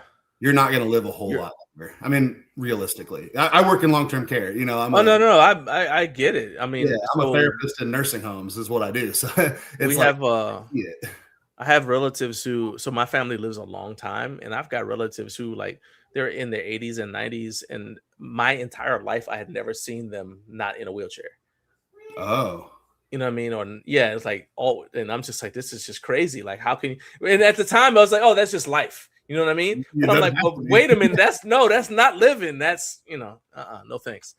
Let me ask you this question because I want to make sure I ask this because it kind of relates to kind of like equipment choices and stuff. You know, like there is a segment of the home gym community we just buy stuff because it looks cool. Yeah. But when Jake, who runs Home Gym Con, kind of reminded us all of this a couple weeks ago, is like prior to COVID, a lot of the people who were training at home were training at home because they competed in a sport, like a strength sport, and the local gym didn't have the stuff. Yeah. Or they were too far from a gym. Right. And so that's my perspective. Cause I mean, I started lifting at home in 2001. So when I watched you pull, it was like, I was like, are they using the same bars for squat and deadlift that the USPC uses at the WPPF? I think USPC uses a Texas deadlift bar, but they use a bar from what we used at. I forgot what the bench bar is, but it's something else. That was probably an F8, maybe. Yeah, it's F8 Customs bench bar. Yeah. So did you know which bar you're going to be using? Do you try to get the same bar that you're going to be competing with? Like, how do you? You just like, I'm just going to use. I don't care. So the one time I did care was when they had the Kabuki bar there for a little while. And it was whippy. Like, it was hard. Kabuki deadlift bar, yeah. Oh, yeah. It was a hard bar to get used to. So I went and bought one. And then when they got rid of the Kabuki bar, I actually sold mine so I could buy I was going to do the ABS meets, the power bar meets. And so I bought what's the company called? I'm drawing a blank on their name. But I went and bought that power bar that I knew they were going to be using for those meets. And then they were a cluster. They changed their location and time of their meet like 4 times. And so I backed out. Right, okay. I was about to say, not it. I ain't doing this. I backed out and did the showdown instead, yeah. And but I have that bar. I'm deadlifting on you can't wait till you see this bar. I'm deadlifting on the new Bells of Steel. Oh, it's downstairs, homie. I don't know what you're talking about. I love that bar. Yeah, I love that bar. Is awesome. I can't wait. Man, I did the first couple of pulls just playing around with it. It's a Texas bar. No chalk. Yeah. I was like, I was like, because I forgot to chalk up. I just grabbed it. I said, okay. And I started pulling when I said, I don't even have chalk on. Wait a minute. I haven't pulled anything heavy on it yet. The heaviest I've had on it right now is 585. I mean, that's for me, not, Yeah, I understand. Heavy. And so I think today well, we might be moving to chicken coop tonight, so I might not be lifting tonight. Priorities. But my next deadlift session is 5-0 or in the sixes. So I'll pull something in the sixes for some doubles or triples, and that's when I'll get a real comparison because I pull on a Texas deadlift bar. That's my own. So, and I pulled my first couple. I pulled one of those bar, and I messaged Kat, and I said, "Kat, this is a Texas bar. You guys knocked this out of the park. Like, it's a nice deadlift bar. The bearings actually feel better to me. It's dead silent. Like you don't hear, like with my tech. Now, to be fair, my Texas bar is a little old and it's taken some abuse. Right. But this bar, like it's dead silent when it leaves the floor because you don't hear the bearings clinking around under. I don't care what bar I put on, man. That's where I'm going with that. Is like I bench on my best bench ever is on my $100 scratch and dent Bells of Steel power bar. Nice. Yeah. No, and it's like I deadlift on an old Texas bar. Now I deadlift on a Bells of Steel bar. I do like the squat. Squat is where it gets a little bit pickier for me because of, bar whip on your back sucks when it gets. Yeah. So like I squat on a Texas squat bar, but like it's like almost like a treat when I get to a meet and they're using a stiffer bar than that because it's like, ooh, this thing didn't whip at all, like a road bar. So nice. I don't care about equipment, man. We all got to lift on the same equipment that day. Yeah, that's always been it's like equipment. It's like that's like if you're blaming the bench bar for your bench mishap, but yet I outbenched you using the same bar. It just makes you feel a little foolish, doesn't it? Because it's like I used the same bar and I didn't have any problems. So I don't like to blame equipment, man. I just if I know we're doing a stiff bar meet, like a power bar meet, I'll train on a power bar. Like I'm not stupid. But other than that, it's like a deadlift bar is a deadlift bar with a little bit of variation. So Jared, I'm glad you were checking it out because he's had questions about Jared was actually one of the people early calling for a Bells of Steel deadlift bar. He's like, you need to have a deadlift bar that's like this power bar. I've been telling him that for years. It used to be, wasn't it that company like Strong Arm or something they were associated? Yeah, Strong Arm Sport. And they had a deadlift bar and it was terrible. Yeah. It was awful. I like this bar. I like the Bells of Steel dead bar. It's apparently you once cleaned and pressed Jared's grandma. He's got big grandma, I guess, because I was like, what? I just saw that. I was like, wait, what? I sent him a private video. I don't think I posted it at all, but like they were talking about their press on. It's my first time overhead pressing in like 6 years. I got you. So I was like, I was like, what is going on here? He was like, you're a joke. Yeah, that's funny. Yeah. But yeah, so I'll tell you my Kabuki deadlift bar story, right? So, and I've actually got this on the channel somewhere. So I was doing color commentary at the meet where the Kabuki deadlift bar was debuted. Okay. And for the USPA, well, technically it was the IPL. And they said, and like, so I'm talking to Kyle from Kabuki, right? And he said, this is there are only 2 of these in the world right now, and they're both here. And one's going to be on that platform, the other one's going to be at that platform. I said, all right, man, and we talked about the whip and all that. I said, okay, cool. And then as soon as it was over, I walked over to Steve Dennison, and I was like, there are only 2 of this bar in existence. That means nobody here has trained with it. Are you going to let people kind of like warm up with it so they can kind of figure out what their openers need to be? He turned me down flat. And he said, because his thing was, which is kind of like, he tried to say kind of like what you said, well, everybody's going to be using it. And I'm like, well, yeah, but you got people who are like going for like, depending on how you pull, the whip is going to get you in a different spot. I was like, he was like, nah, they don't. He said, we're not going to put one in the warm-up room. I changed my technique. Like, seriously? I changed my entire deadlift technique to what it is now because of the Kabuki bar. Because I used to like pull the slack out and then wedge with the slack out of the bar, and then go. But the Kabuki bar, when I would do that, it's like the slack wasn't all the way out. So that's when I had to change. So I do this like I almost like squat down into the bar, and then I use my legs to get the slack out, and then I go. Right. And so I had to do that because of the Kabuki bar. Yeah. And now I just pull like that because it ended up. But that Kabuki bar, it's like say what you want. It was hard because of the whip, but training with that bar and getting good on that bar, it broke me out of a plateau that I had for like 4 years. I hadn't PR'd my deadlift in like 4 years. And then on that bar at the American Pro, I PR'd my deadlift on my second and third attempt. And it was like everybody was complaining about the bar. And I was like, I don't know. Hey, well, I can't relate. That's funny. Man, we got. Oh, I see. Okay, I got you, Jared. Don't, no problem. Yeah. He was just trying to. I thought it was. I just thought it was funny. I was like, wait, what? What's going on here? I literally thought you were like met his grandma somewhere and you picked her up. I was like, oh, okay. Yeah. I was like, oh, kind of cool. Okay. Are you going to Home Gym Con? Yes, I will be there. I will be probably helping at the Bells of Steel booth. We might be doing a expo of some kind, or like maybe have me doing a technique session where people can come in. I'll help them work on their technique. I don't know yet. We're just throwing ideas around with Kat. So, so whoever's running that page right now, I think it's Kat. So yeah, I'm gonna do a demonstration. I'm thinking deadlift bar. I might do like a big pull on the deadlift bar. What day will that? Do you know what day it'll be? Or you don't know yet? I just told them I am available to help with anything you guys want me to help with. I live close enough and I train on your equipment. So like they sent me that deadlift bar for free.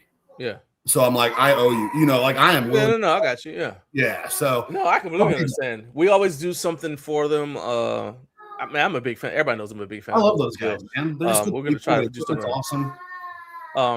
The reason I asked you that is because I'm planning on going to their booth I'm gonna bench at their booth. Oh, cool. Not like some whatever thing, but I am gonna I wanted to bench with somebody like watching me.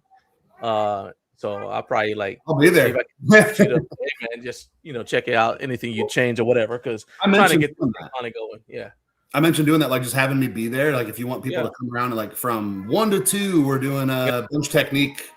Yeah. So I tell you what, let's do it like this. So we'll figure out what time, and I'll let you guys know obviously before that. But if y'all want to come over and talk trash about my bench setup or anything else, and I will be benching, and Brad will be giving me. Brad will be there giving me tips or whatever. So now. I mean, heck, you could be talking trash about my bench technique based on what happened. So, yeah. But no, if you guys want to come, so make sure you come by the Bells of Steel booth, because I will be. I'll be over there. And for those of you who can't make it, we'll see if we can film it a little bit. But that'd be kind of cool. That would be. I was trying to think of something to do. I'm down to do anyway. Yeah. So, all right, cool. Well, my man, I appreciate you being here. Oh, look at this! You got to go now. Coach Rex said, Brad, don't think I've ever met you, but I'm looking forward to doing so at Home Gym Con. Did you go to high school in Indiana? Yeah, I'm from a little town up north called Winamac, Indiana, a little farm town. Okay. Nothing. And I live in Mooresville now. I live out in between Mooresville and Martinsville, out in the country a little bit. But I'm from Winamac, Indiana originally. Went to college in Evansville. But Winamac sounds like one of those places that only people who are from there can spell. It's people. So it's funny. It's if you're heading like north from Indianapolis to Chicago on I-65, you'll see a sign that says Winamac real big at an exit. There's like a dairy farm there that people like to stop at. And they'll be like, oh, I went through your hometown today. I'm like, actually, that exit's still 40 miles from my hometown. Yikes. That's just like the next town off. It's like Winamac. That's funny. Yeah, Steve Vandere, my high school wrestling coach. That was his next question. Was Steve your coach? Yeah, Steve Vandere was my high school wrestling coach. Nice. Okay, man, small world. I love, man. This is like actually to me is one of the coolest things. I mean, you see the vibe of the show. It's like I know the people. It just feels like a really tight knit community, which is crazy because we got people in Japan, people in the UK watching and all that, and then all around the country. Yeah, and now it's like two dudes who like know the same guy, like wrestling coach from Indiana. Well, like this last comment, he knows my area, like my cell phone. Look at this. Hey, look at that. So that's Jake. He's from Indiana too. So yeah, okay. That's my area code on my cell phone. So because I have a South Bend area. Nice. I've had this same number since I was 16 years old. So Jake from Garage Room Radio is actually the guy who runs Home Gym Con. So really? Yeah. So this is he came up. Well, he and a couple other people, but he's the main. He's the one that's like the driving force behind making it what it is today. Well, I anticipate meeting him then, so that's cool. And he's from South Bend. There you go. There you go. Not really that close to South Bend, but close enough to have the area code. There you go. And Sean said he added you to the people I need to get a picture with list. So there you go. I'm friendlier than I look. Mission accomplished. Yep. He definitely is. I'll say that. He definitely is. There we go. Well, all right, my man. I appreciate you spending time here. Everybody make sure that they are, number one, follow him on Instagram at, let's see if I can say it right, at Brad don't forget the dot, at brad.abbott.strength on Instagram. Make sure you subscribe to at BA Strength on YouTube. And if you want to get in touch with them and you know like your grandfather or somebody doesn't have Instagram or anything like that, but they still want to get strong, tell them to email bmabbott13@gmail.com for coaching. My man, we got to get you back on here as soon as possible, man. Anytime. Thank you so much once again, man. Good, man. I really enjoy watching you lift. Each and every time I watch you lift, I learn a lot just from watching what you do. Yeah. So thank you for what you do, man. Well, thank you. I appreciate you. All right, my man. Later. Have a good one. All right. So that was my guy, Brad Abbott. That dude is the dude. All right. He says, oh, yeah, I did okay. Just casually deadlifting 804 pounds. You know, the judges are like, you know, and in his squat, the judges are like, you know, I'm here thinking he's got more in the tank. And then on the bench, the judges think he's sandbagging. So that's a strong dude. You know, and he's going to be at Home Gym Con. So you guys make sure you go by the Bells of Steel booth so you can meet him and pick his brain a little bit. Maybe you'll come away and decide, hey, this dude needs to be my coach. So let's see if we can't make that happen. All right. Now let's go ahead and I'm going to do a quick pause here. Not really pause, but I am adding LinkedIn to our here. And 5, 4, 3, 2. Let's see if this works out. We're going to add LinkedIn, and then we'll bring our next guest on if LinkedIn decides to act right. There we go. All right. Good morning to those of you who are in the Mountain Time Zone. It is 8:01 Eastern Time. It is 6:01 a.m. for you guys, the Mountain Time Zone. So thank you for getting up and getting ready to hit the gym while watching Up Way Too Early with Garage Gym Life. Maybe you're about to head into the office and you got us on in the background while you get ready. Either way, thank you for choosing to spend part of your day with us. Do me a favor, hit the like button, hit subscribe. And if you are watching on LinkedIn, make sure that you follow Garage Gym Life Media on LinkedIn. I don't want you to miss a single one of our interviews with the decision makers and influencers who affect the home gym community. That includes my next guest, Andy Wang. Now, I met Andy at HFA. We had a good time talking. We got to try out some of the equipment from his company. Andy is the VP at YR Fitness or Yanre Fitness. This is a brand you may not have heard of, but they've been quietly in the background building quality gym equipment for apartment buildings, government facilities, hotels, and other verticals since 1997. Okay. So that is a significant amount of time, and that is some serious street cred, right? So let's go ahead and get Andy in here. He's going to tell us about their company and also about, you know, we'll see maybe if what it would take to get them to go to Home Gym Con. All right, Andy, you ready? He said, I'm ready. Okay, so let's go. Let's go ahead and add Andy to the stage. Everybody, I welcome my man Andy to the stage.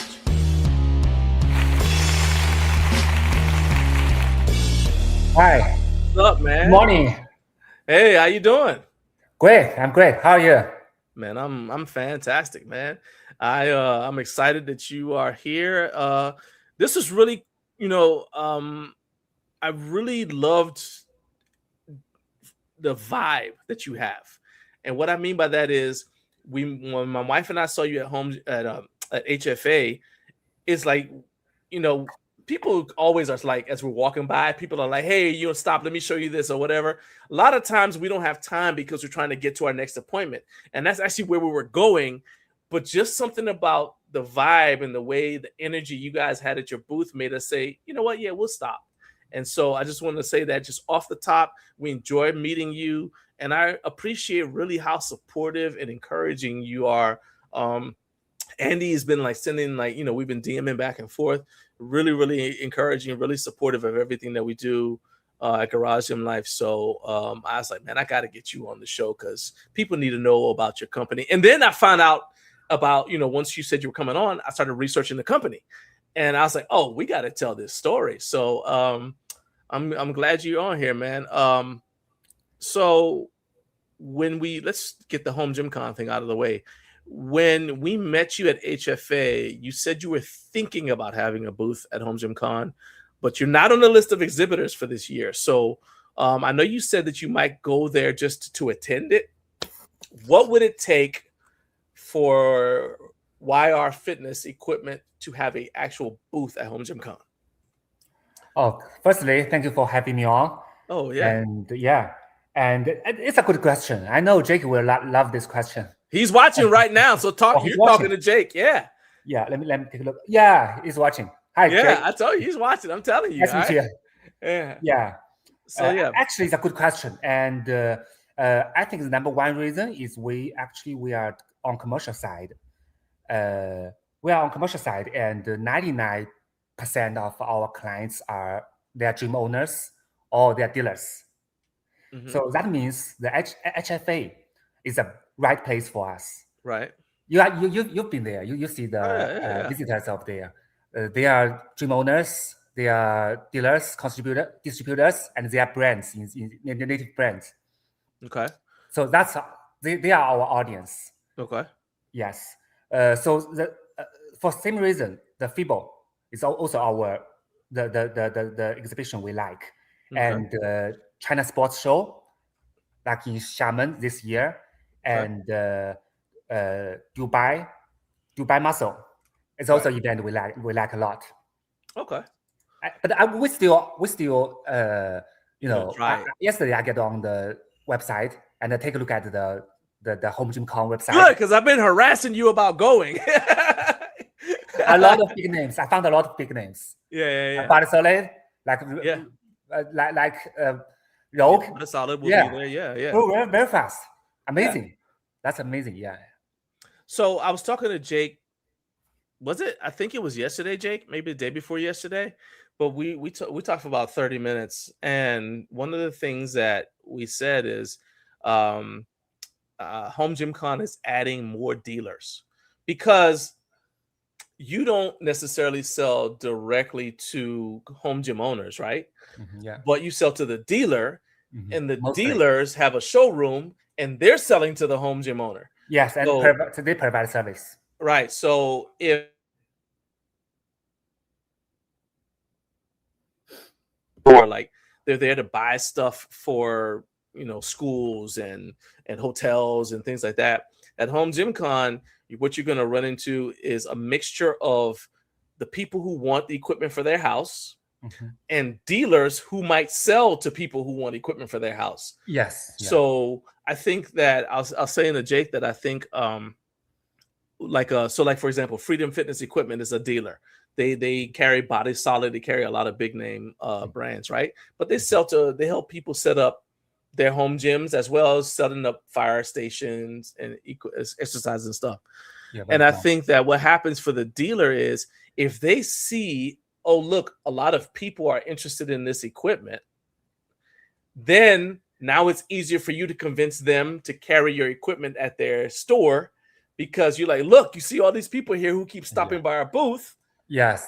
You should have this at your store because you guys are in China. So if somebody looks on the website, they're like, oh, I'd love to be able to see this in person.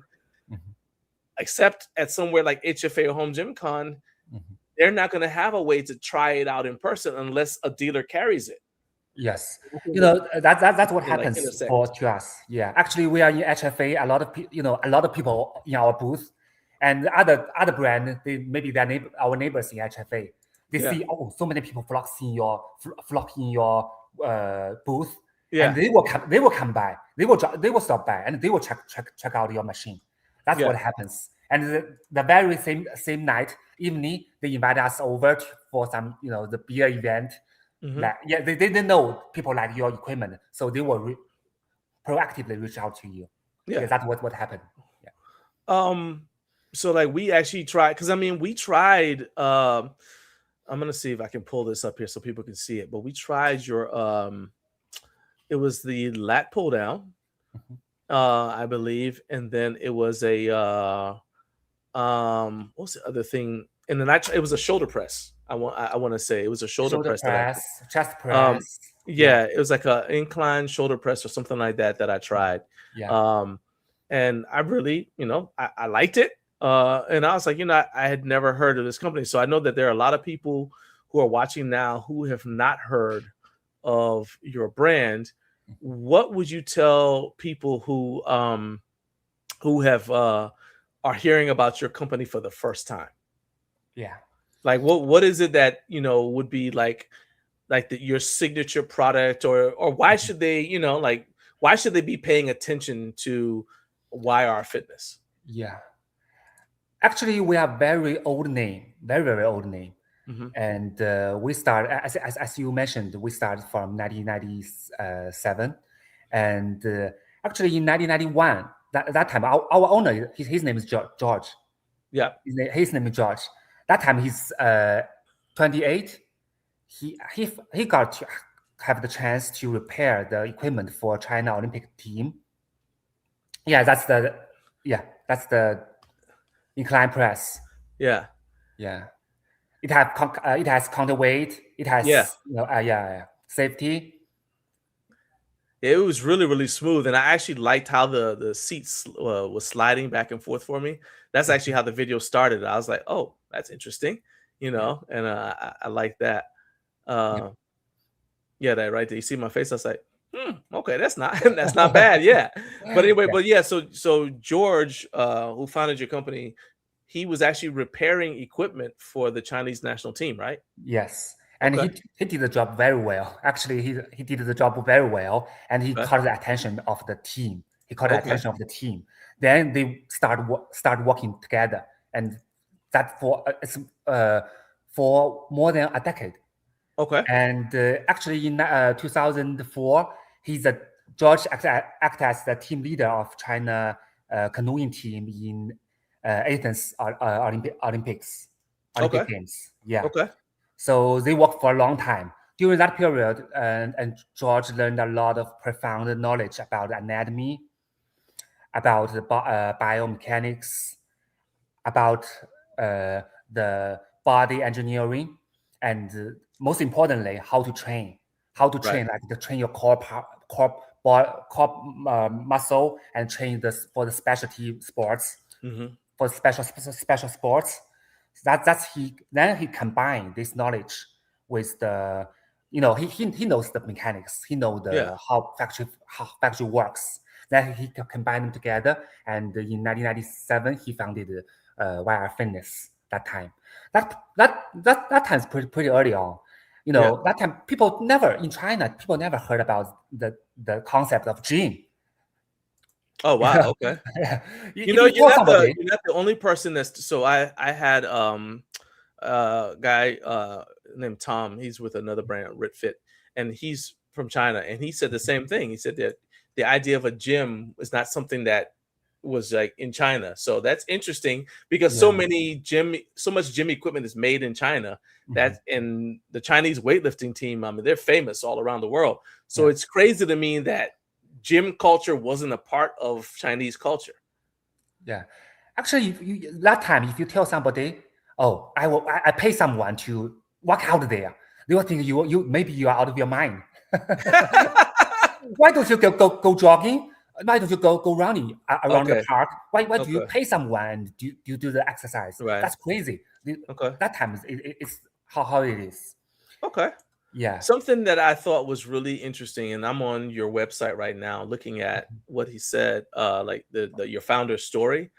Thing that I said is that when you repair a machine, you see the truth. So I saw that even the world's best brands have flaws. They had weak welds, bad angles, and designs that ignored the human body. He said, I didn't just fix them. I trained with them to feel exactly where they failed. I love that because, as I was telling you, a lot of times and you'll get like a piece of equipment and we'll do like a review of it, or we just buy it for our home gym, just for our own personal use. I can tell right away if the person who made the machine actually works out. Yeah. Because you can tell like, oh, this doesn't work. This is awkward to use. This doesn't make any sense. Why did you put this here? It's in the way. You can tell right away. I mean, it doesn't even take long. You can tell right away the people who made this don't work out. Or at least they certainly didn't use this machine before they send it out. Yeah. And so they don't train on it. Yeah, they don't train on it. So that was the thing that when like I said, you saw my face when I sat down on you all's machine, because I was like, as soon as I sat on it, even the way that the seat slid, I was like, oh, okay. And then when I used it, I said, oh, that's pretty smooth. You know, like the converging thing. I said, oh, okay. Everything felt smooth.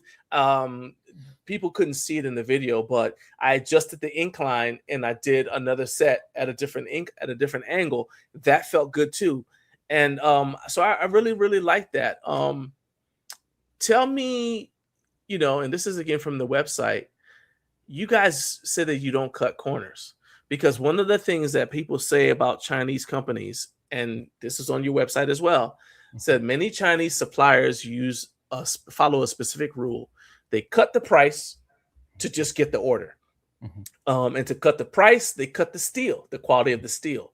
They use 1.5 millimeter or 2 millimeter pipes. They use cheap plastic pulleys. They copy the look of the Western brands, but they ignore the engineering behind the Western brand. So they get the sale, but then their machines fail in 2 years.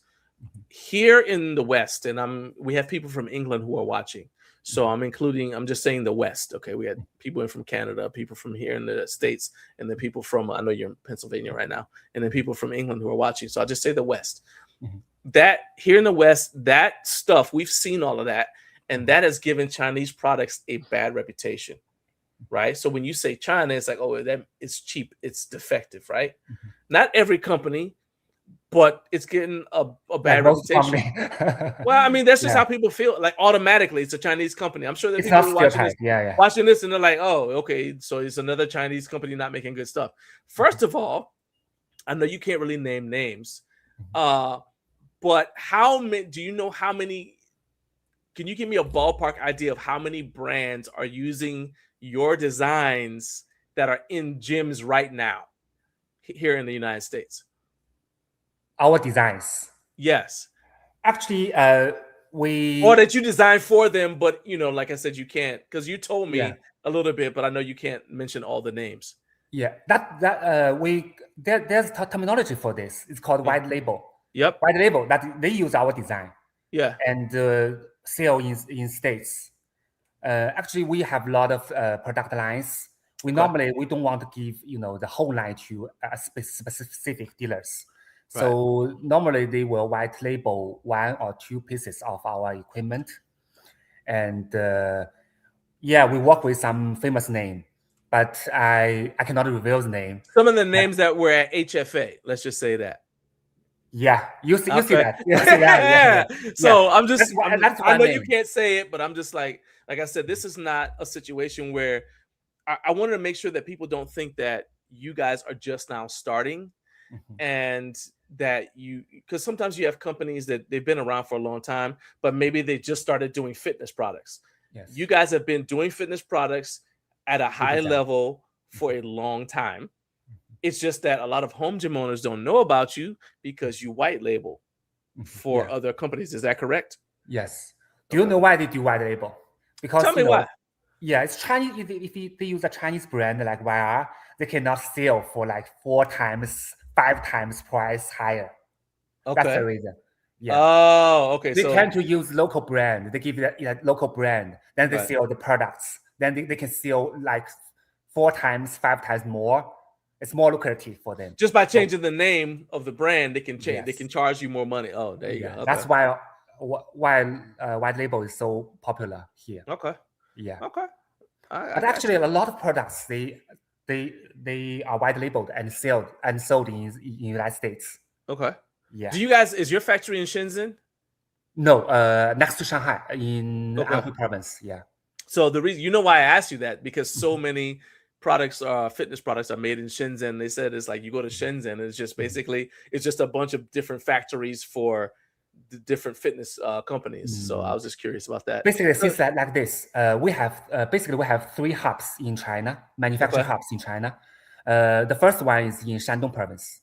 Okay. Shandong province. Yeah, you gotta have a lot of friends go to Shandong, and even a very small town, there would be like 30, 40 big factories in that very small town. Wow. They use the same supply chain. They use the same designer. Maybe they are relatives. They are brothers and sisters.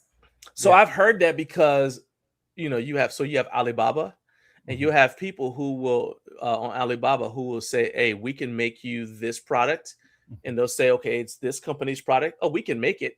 Or do you want it like this one? And they'll have like all the different designs because they're the ones who make it for that company. They said, well, we'll make it and we'll cut your now you have to worry about the import costs and all that, but they can make you the same product but for a lot less money. So that doesn't surprise me at all.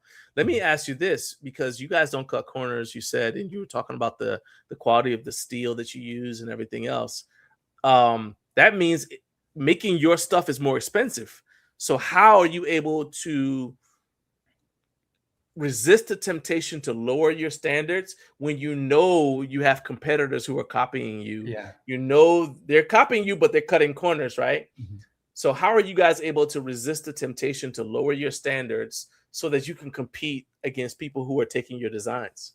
Yeah, it's like this. You just mentioned you when you jump on the machine, you will feel right off the bat if immediately it's work well or it's off. So that means on the tip of the mechanics part, there's a lot to it. Like biomechanics, you just mentioned. I'm going to go ahead and pull up some of your stuff on your website. That is bioengineering. Okay. Bioengineering is we call it ergonomics. Like you drive a car, you sit in the driver's seat, and you maybe adjust the seat, and you use your hand to touch the shifters, and you look at the gauge clusters. It looks very easy on top, but actually they are bioengineering underneath. So that we call ergonomics. Yeah. So if you get on our machine, you will have the very easy access to the pin, like the adjustment. That is body engineering. So we study this a lot, and we make you 100% comfort on the machine. Okay. And another aspect to it is biomechanics. Biomechanics is also very important for a quality machine. Like the most important part is the path of motion. That is how the machine hit your muscles. Okay.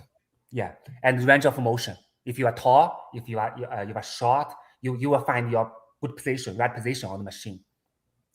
And the grip, like the vertical grip, like the horizontal grip, it will hit your different muscle, different head of your muscle. Okay. So that is biomechanics.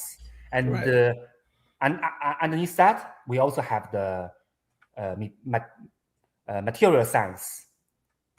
Okay. You just mentioned that our machine is very smooth. So basically, we use some linear bearing, high quality linear bearing, and they're not so noisy, and you cannot perceive that when you do the workout. So there's a lot to it. But as you said, some people, some manufacturers, they cut corner. That's true. Yeah. On the other hand, cut corner has any benefit. you are using very proven products. You are using very proven products, and you just crank it out for a much lower price.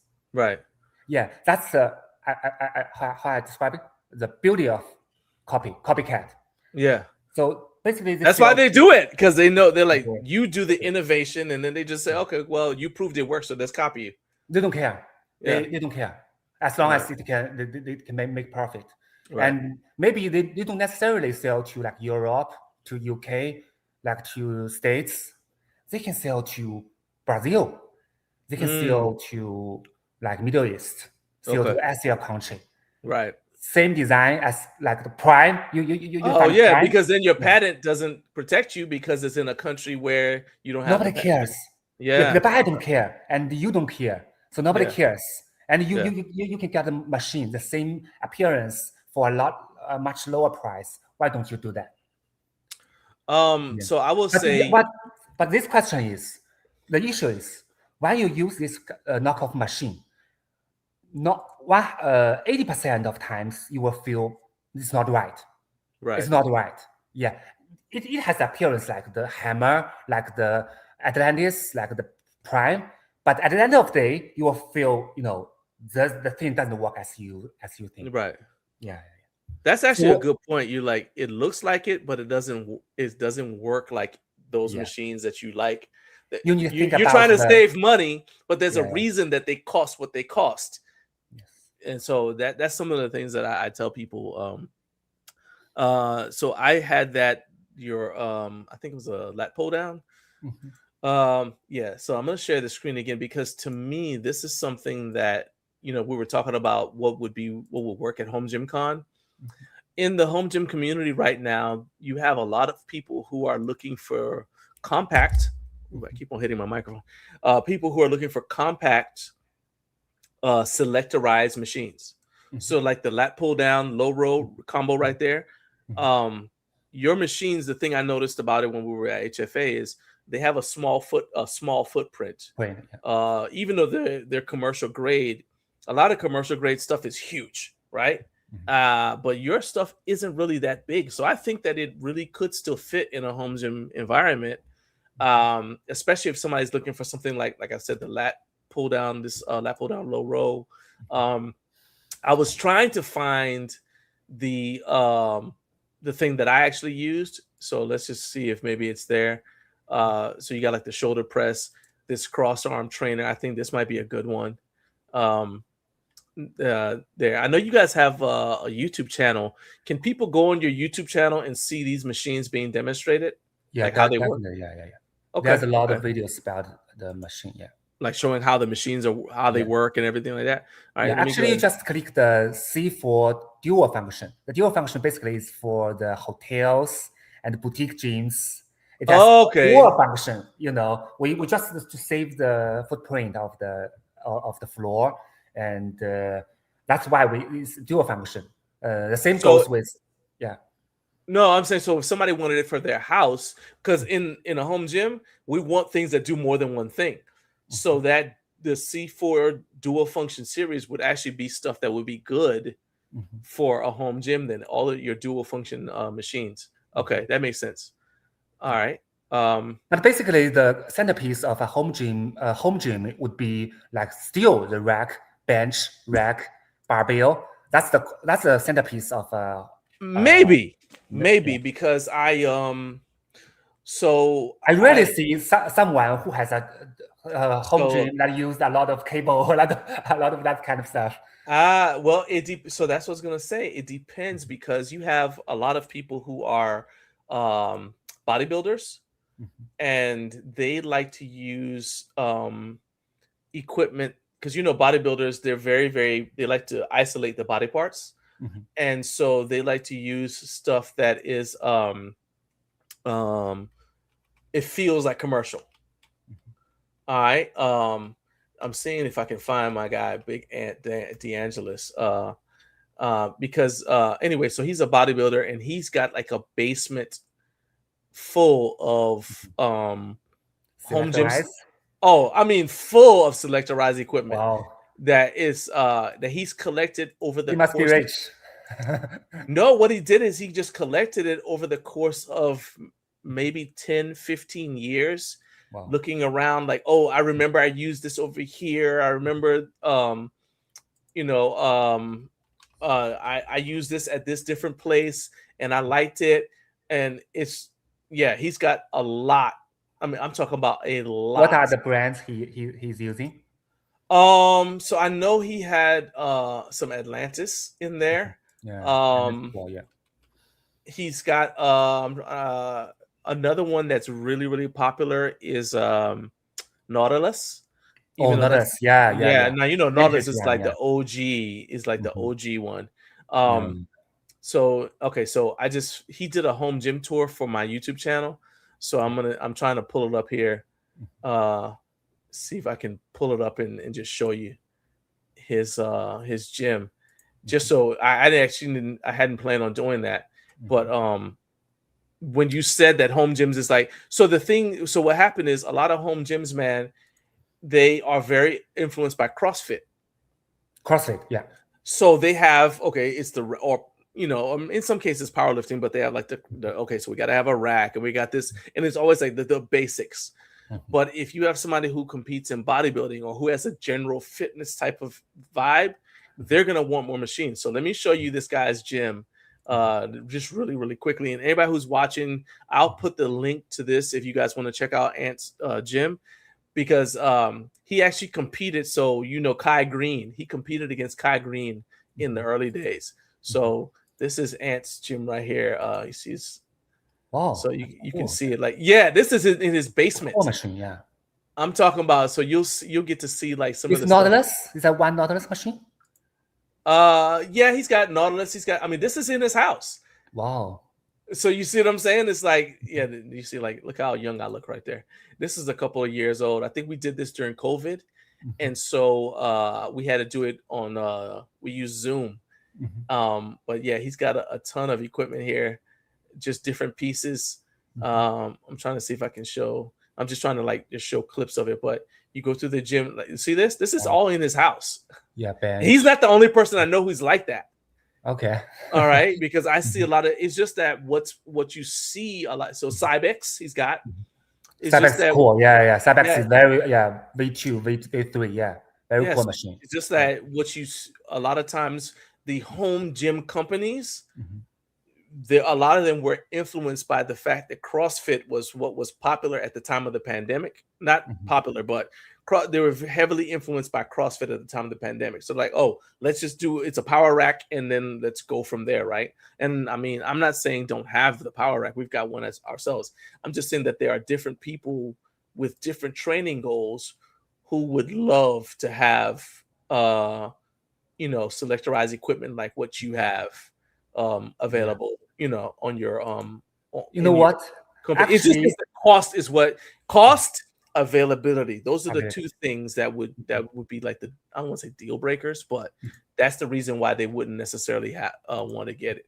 You know what I mean? What were you gonna say? Yeah.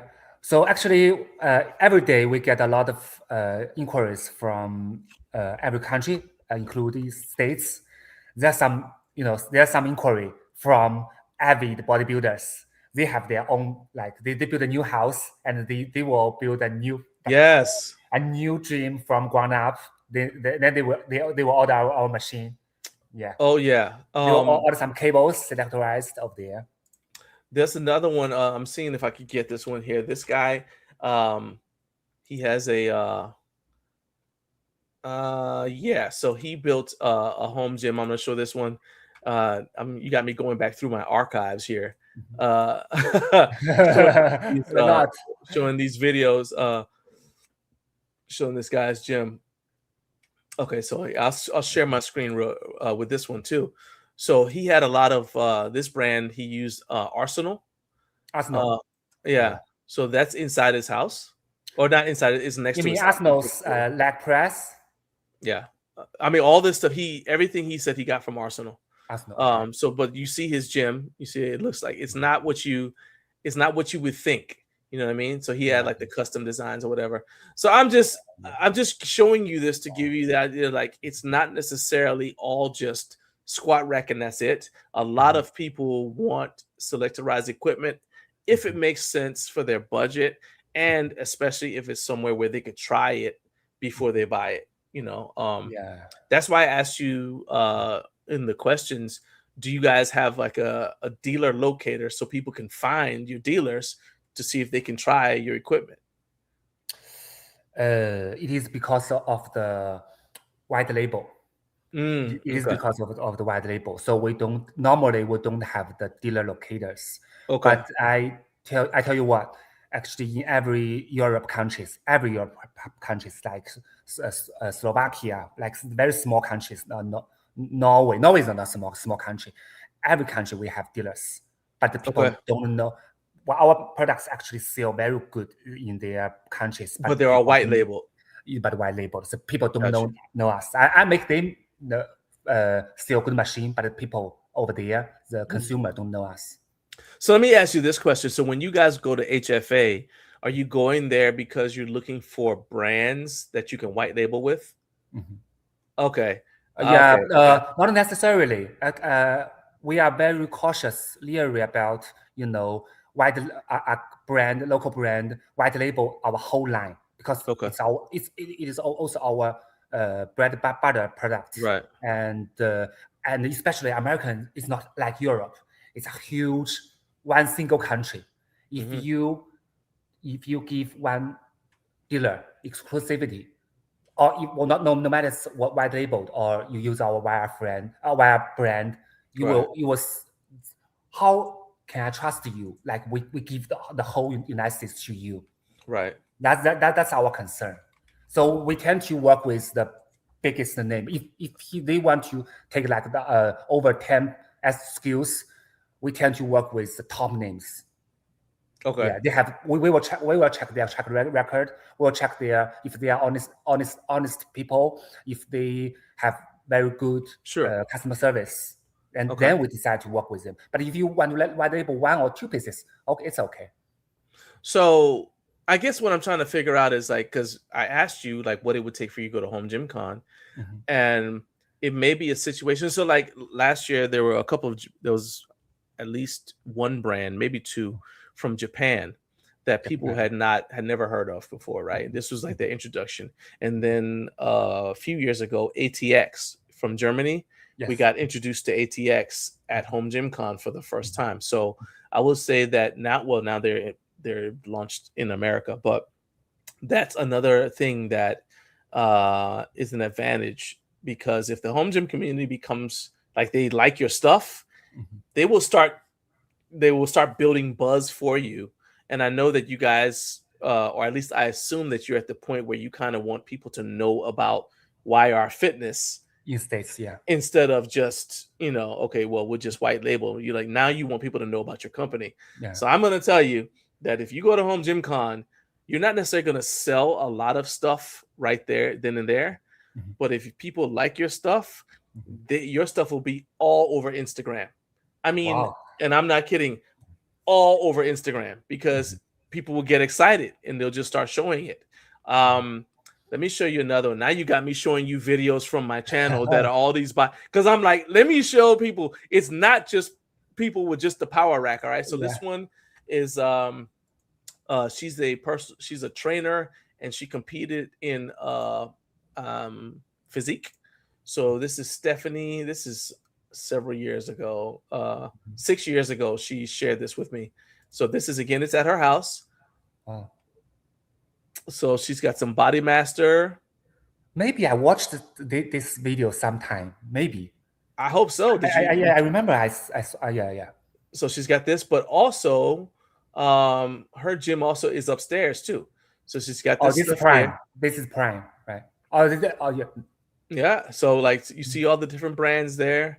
Got some Body Masters, and let me see. Got the leg press. And this is all this is a building that she built that's next to her house. But that's cool. Yeah, see, and then I want to see, and then she goes upstairs. I don't remember what she had upstairs, but she's got a little bit of stuff upstairs. I think this is like the posing room and whatnot, because she coaches people in bodybuilding and whatnot. But again, like I said, it's a lot more than just people saying, "Oh, I want a power rack," and that's it. I think that to answer your question, the thing you asked me at HFA, I think the thing that you could take to Home Gym Con, or the kind of stuff, would be your dual function machines, stuff that has a small. We have a bench. There's more than one thing. Yeah. You check that out. We have a bench. Very cool bench. You remember? What's it called? What's it? The bench that I was on. Oh yeah. Yeah, the bench. Yeah. I can't find it. I'm looking on your website. Where would I look for it? Sorry, I'm not on our website. I'm gonna do it. No, I'm gonna take you there with me, and you're gonna help me find it. So is it better if I search for it by the muscle bench? group? You search bench. I guess I could just do that, huh?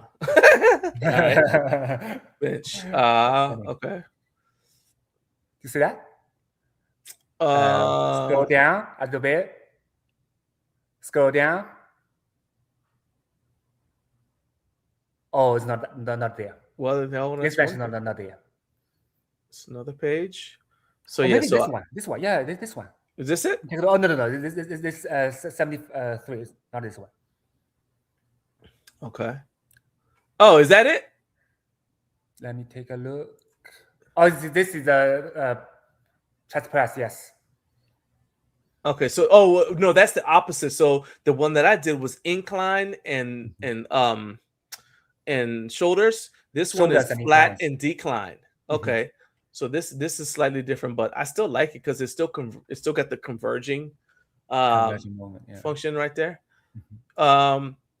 So let me ask you this question, because I am curious about it, because all the stuff that you guys have, it's like, well, if you want to, I mean, you guys have power racks too, but it's if somebody wants to buy something, they have to get a quote.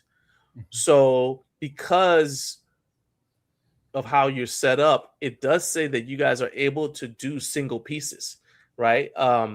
It says somewhere in there, like a guy, I think it said in the founder story, he said, if somebody just wants, one handle, I don't make them buy a lot of. He says if you want to customize a single handle, our minimum order quantity is 1. So what's the cost like though? If somebody wants to just buy one piece of equipment from you? Yeah. That sounds great. I know you can make it. You can make anything if people pay enough money. But what's the cost like if somebody were saying, you know what, I just want to get that one piece for my home gym to kind of like, I saw it at Home Gym Con and I really like it. I want to get it for my home gym. Number one, because you also have tariffs that you have to deal with. So what's the cost looking like for somebody? Yeah, it's a good question. Actually, you touch on the centerpiece of the question, that is international trade. Basically, I always explain how it works. Sure. Basically, international trade is based on the container. Based on the container, Right. Container is the most economical way to ship items from China to States. And the most used container is 40-foot container. Okay. Then, I'll give you an example. If you use a 40-foot container, the 40-foot container can hold like 100 pieces. Okay. 100 pieces. And the freight, the shipping cost would be $8,000. Right. Then you average average $8,000 with the 100 pieces. You got 80 per pieces. Right. Per piece. So that makes sense. That's why you do the international trade. But you import one piece or two pieces. That's going to be crazy. That'd be crazy. The cost would be crazy. The shipping company, they need to sort out your items. They need to take to the truck and the drive to your alleyway. So that's the cost. Basically, you don't want to do. You want to do with the local dealers or local distributors. So that takes us right back to my question. So where could people find a dealer in America where they can try your products? Actually, this year after the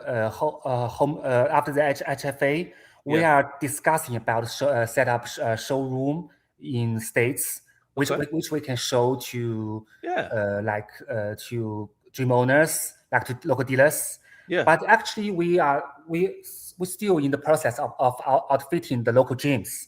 So after we outfitted those gyms, we become friends with the gym owners, and we are thinking to ourselves, maybe we can use their gym as our showroom. If someone called in, someone asked, "Oh, where can I see your products? Where can I test the machine out?" Maybe we can introduce them to the gyms. I'm gonna tell you right now, I hate to throw cold water on your idea, but home gym owner is not trying to go to. I mean, we will go to a public gym, if we want to go work out there. The thing is, when you go to a public gym, they spend a bunch of time. First of all, you have to pay to go in there.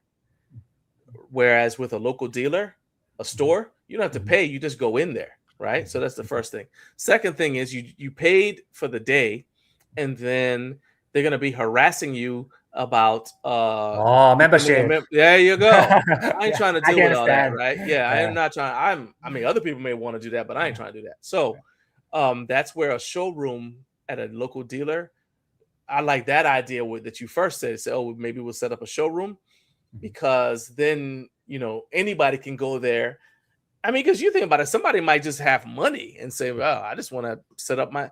The Rock might come by and say, hey, I want to set up another gym, another home gym, and I want your equipment. So I really like, even, I would love it if you guys would go to Home Gym Con, but I'm just going to say, if you wanted to expand the amount of exposure, exposure and also increase your sales within the home gym community.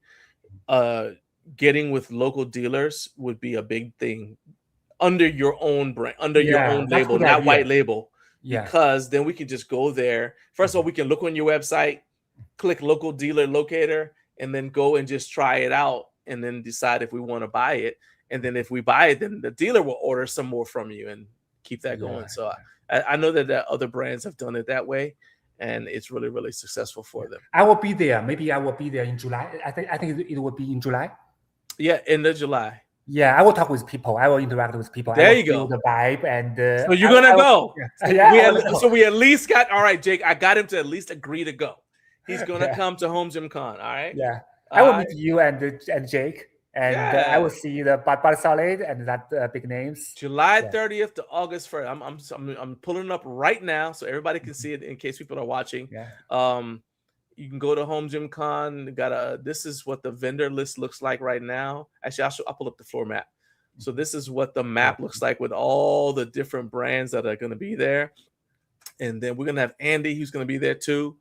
ATX, Primal, Road. Yeah, you get your tickets there. So get your Home Gym Con tickets. I do not have any links or codes or whatever. I think Vintage Weights PGH has one, so I think code Vintage might save you some money if you want to buy your Home Gym Con tickets. So just go ahead and use that code. Shout out to my guy Rob. But yeah, so we at least got him to agree to come to Home Gym Con, right? Yeah. And then we'll work on it from there. There, Jake said, "Yeah, there you go. Yeah, Jake, right, we got you. We got him there. We got him at Home Gym Con." From Jake. Yeah. What's that? You know what? My colleague will hate me. Every time we attend any show, we will get the visa in place. Yeah. We will ship, all the stuff from across the ocean. We will book tickets for them. We will get them settled down in the hotel. Yeah. And we don't care about the jet lag. We will install the machine right away. And they were great people. I have a question. Mm-hmm. When you brought your stuff, you took your stuff to San Diego for HFA. Yes. What did you do with it after you were done? I tell you a very interesting story. It's the first time we are in HFA. It's the first time we are in HFA. I remember. The first 2 hours of the show, all of our machine are booked out. Were booked out. People bought your machines. Local gym owners, they will walk around. See what I'm telling you? I'm trying to tell you. Take it to Home Gym Con, and people will start. You'll probably get people who will buy it right there. We sell it at markup. Look at that! Don't say that. Markup. Okay. And when we pack up our equipment, our package, we wrap up our exhibition at the last day. Yeah. We still find some brands they want to get rid of their machine for free. Oh wow! So you guys were selling and they were just giving away. Okay. Yeah. You're giving away. I've had people because we fly there. I remember last year we were there in Vegas, and we had companies try to give us equipment, and I say, man, how am I supposed to get this on the plane? I mean, it's just me and my wife. I mean, how am I going to get this home? You're gonna have to, So we did have a company ship something for us, but I said send it to my son. Well, look, Andy, I want to talk about your steel. Actually, before we say that, you guys were the first ones to use. This is something that's actually that's becoming fairly popular. It's where like the converging movement path, which was on that machine I used. But you guys were the first one. I did not realize that you guys were the first ones to do that. You said that your stuff is in a lot of gyms. And I try to get you to reveal some of the gyms. I know you can't tell the brands that white label, but could you name some of the hotels and gyms that have your products under different brands? Sure. In Austin, I travel to Texas a lot. In Austin, there's a gym called HD Fitness. We outfitted it's called what? HD Fitness. Okay. Yeah. Their owner is my good friend, and he invited me over to hunt the hog. Okay. Yeah. So They use our machine and they Okay. keep ordering from us, and they got the 5-star rating on the Google Map. Okay. So and that you means guys have your stuff is in like hotels in New York? No, in chain gym. In gyms in New York. In Austin.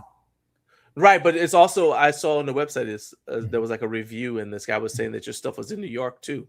Okay. Everywhere, actually everywhere. Everywhere. Yeah. So people might have already used people who were watching might have used it and not even realize it.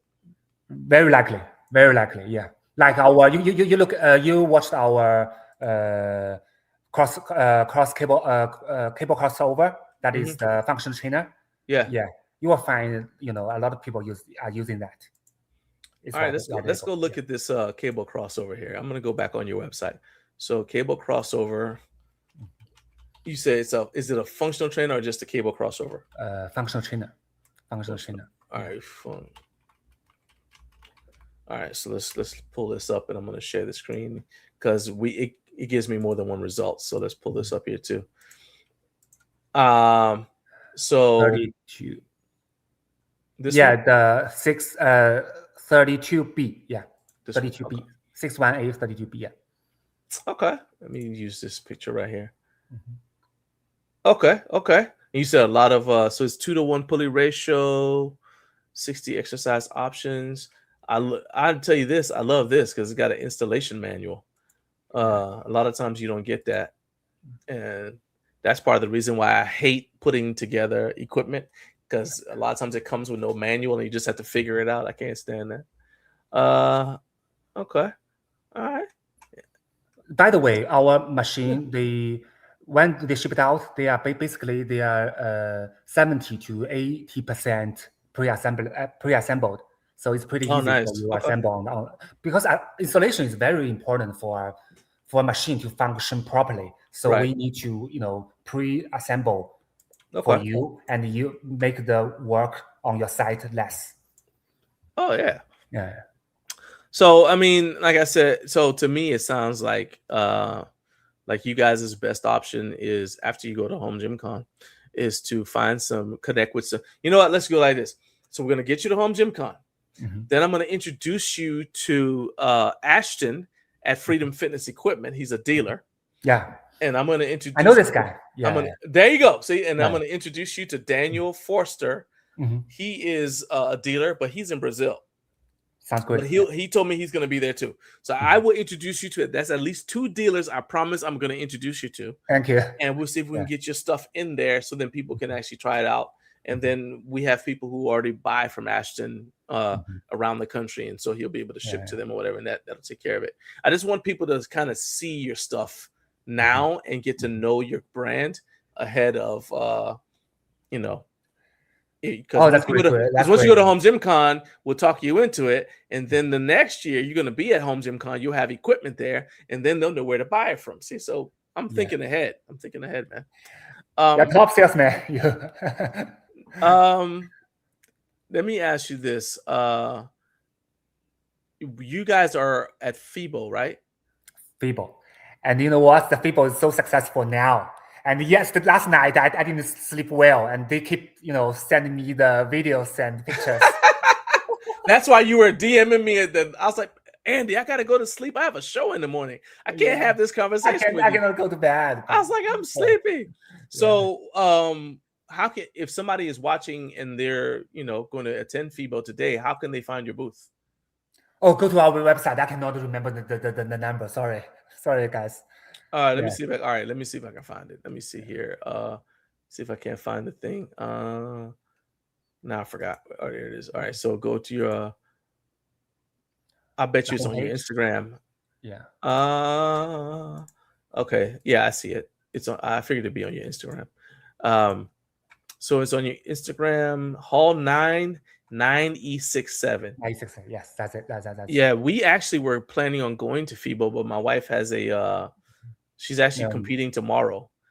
She has a triathlon, so she's competing tomorrow. So we said, well, we're not going to go, but we will definitely be at FIBO next year. So we'll swing by your booth if you guys are there. Everybody make sure you're following at yrfitness.official on Instagram. So you guys can see more of their machines and things like that. Andy, man, thank you so much for being on here. I know this is kind of like a little bit out of your wheelhouse, but it was really important to have you on here because a lot of the companies that are very influential in the home gym community right now, they sell direct. So they sell, you go on their website and you buy it, right? Amazon, or you go on Amazon, you see the thing and you buy it. And I think that that's fine. But I think that there is a big flaw in that because you don't get to try the equipment before you buy it. Maybe you heard somebody do a review, and I don't care if the review was me. You don't necessarily train like me. You're not necessarily the same size as me. You might not even be a man. You might be a woman watching. You know what That's I mean? why I like your style and Jake's style. You are very objective about the machine. Sometimes I watch on home gym side. I watch some. It's so commercial. Sometimes I said to myself, "Oh, that's commercial." Basically, yeah. So my number one thing is I want to approach this like a journalist. I mean, if I like something, I like it, but I want to approach it. I was training to be a journalist when I was in college, and so I approach things like that way. Yeah, I want to. My goal. I actually wanted to. I had a magazine for a while, and before I started doing this, but. My point is that I think that local dealers are the best way to bridge that gap. And I want people to understand that not only can you go get stuff at a local dealer that you already know about, but when you go to a local dealer, you're going to run into brands you didn't know about, like you guys, and you might be surprised. You say, "Oh, I've never heard of this company," but you go to the local dealer, they can talk to you about it. They can help you. They can show you how to use whatever machine it is, make recommendations. And so I thought bringing you on here would be a great way to show people kind of what they're missing out on by not going to more local dealers. Like, once again, shout out to my guy Ashton at Freedom Fitness. Shout out to the Fitness Depot that's here in Marietta. That's our favorite local dealer in this area. So I just wanted to make sure. So I appreciate you being on here and spending some time with us. Before I let you go, tell me what's the number one thing. We have 5,488 potential customers in the home gym audience watching right now. What is the number one thing you want these people to understand about YR Fitness? YR Fitness, basically, it's we are not a factory. Actually, we are designing. We also kind of a designing company. We design the equipment by ourselves. And those designs are pretty neat and can compare to, any top names in this industry. And that's what I want your audience to know about us. Nice. Yeah. Andy, thank you so much for being on here. And I appreciate you being willing to come to Home Gym Con. I look forward to seeing you again. Yeah. We're going to get you there. And also, one thing, when you go to Home Gym Con, don't hesitate to ask the people there what they're looking for, because those are the best people to ask, really. We'll have a lot of other content creators there you can talk to, but also just the regular people walking around, because they'll be even better, way better than me at telling you what the home gym community looks for. Because I like I said, China gets a bad reputation because of what some people are doing. And I like to support companies that are doing things the right way, no matter what country they're in. And so I appreciate the way that you guys are approaching stuff. And thank you for spending time with my show. Thank you for having me on. All right. Thank you. Have a good day. All right. You too. Yeah. Take care. Bye. Bye. All right. So that was Andy Wang. Andy is the VP of Yanre Fitness. Yanre actually was originally named after the founder's son, and now it's been shortened to YR Fitness. So I'm glad he was able to come on here. You guys see, I said that this year I'm making a big push to emphasize the importance of being able to go shop at local dealers. So I want to make sure you guys know that this is one of your best options. If you have no idea what you want, go to a local dealer and just see what they have there. And even if you don't buy anything, if you just window shop, at least the local dealer can kind of help you out with figuring out maybe the kinds of stuff you need for your home gym. Don't forget, we do have the question of the day. Said, Which way are you most likely to support the content creators you trust? Would you be most likely to buy their licensed merch? Would you be more likely to support them by getting a channel membership? If they have a Patreon, you'd get a Patreon. Are you more likely to support them by buying through their affiliate links when you are looking for stuff for your home gym? Or the simplest one, but it's not the one that I see most often in the home gym space. Would you prefer to just say, look, I'll just buy a $99 super chat while you're live streaming, and that's how I prefer to support you. And then the rest of the time, I just watch your videos, right?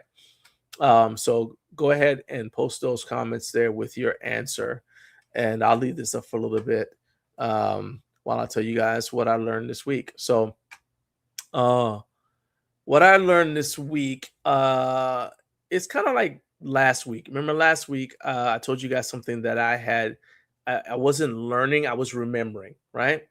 And so I got a couple reminders this week of something that I already knew, but it was still a good reminder. This is something that I used to tell my sons when they were growing up, because we were all pretty heavy gamers. And I used to tell my sons whenever they weren't sure like which way to go on a game, go whichever way you get attacked the most, right? Because if you're on a game, on a video game, I know Carlos understands this, and Matt, Tattoo saying you game as well, so you understand. If you're going in a direction and you're not being attacked by any enemies, you're going the wrong way, right?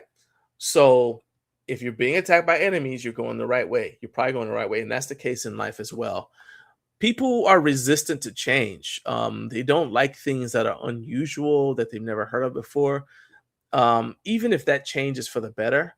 So if you are encountering resistance and people are attacking you, it typically means that you're living in your purpose, because people hate change.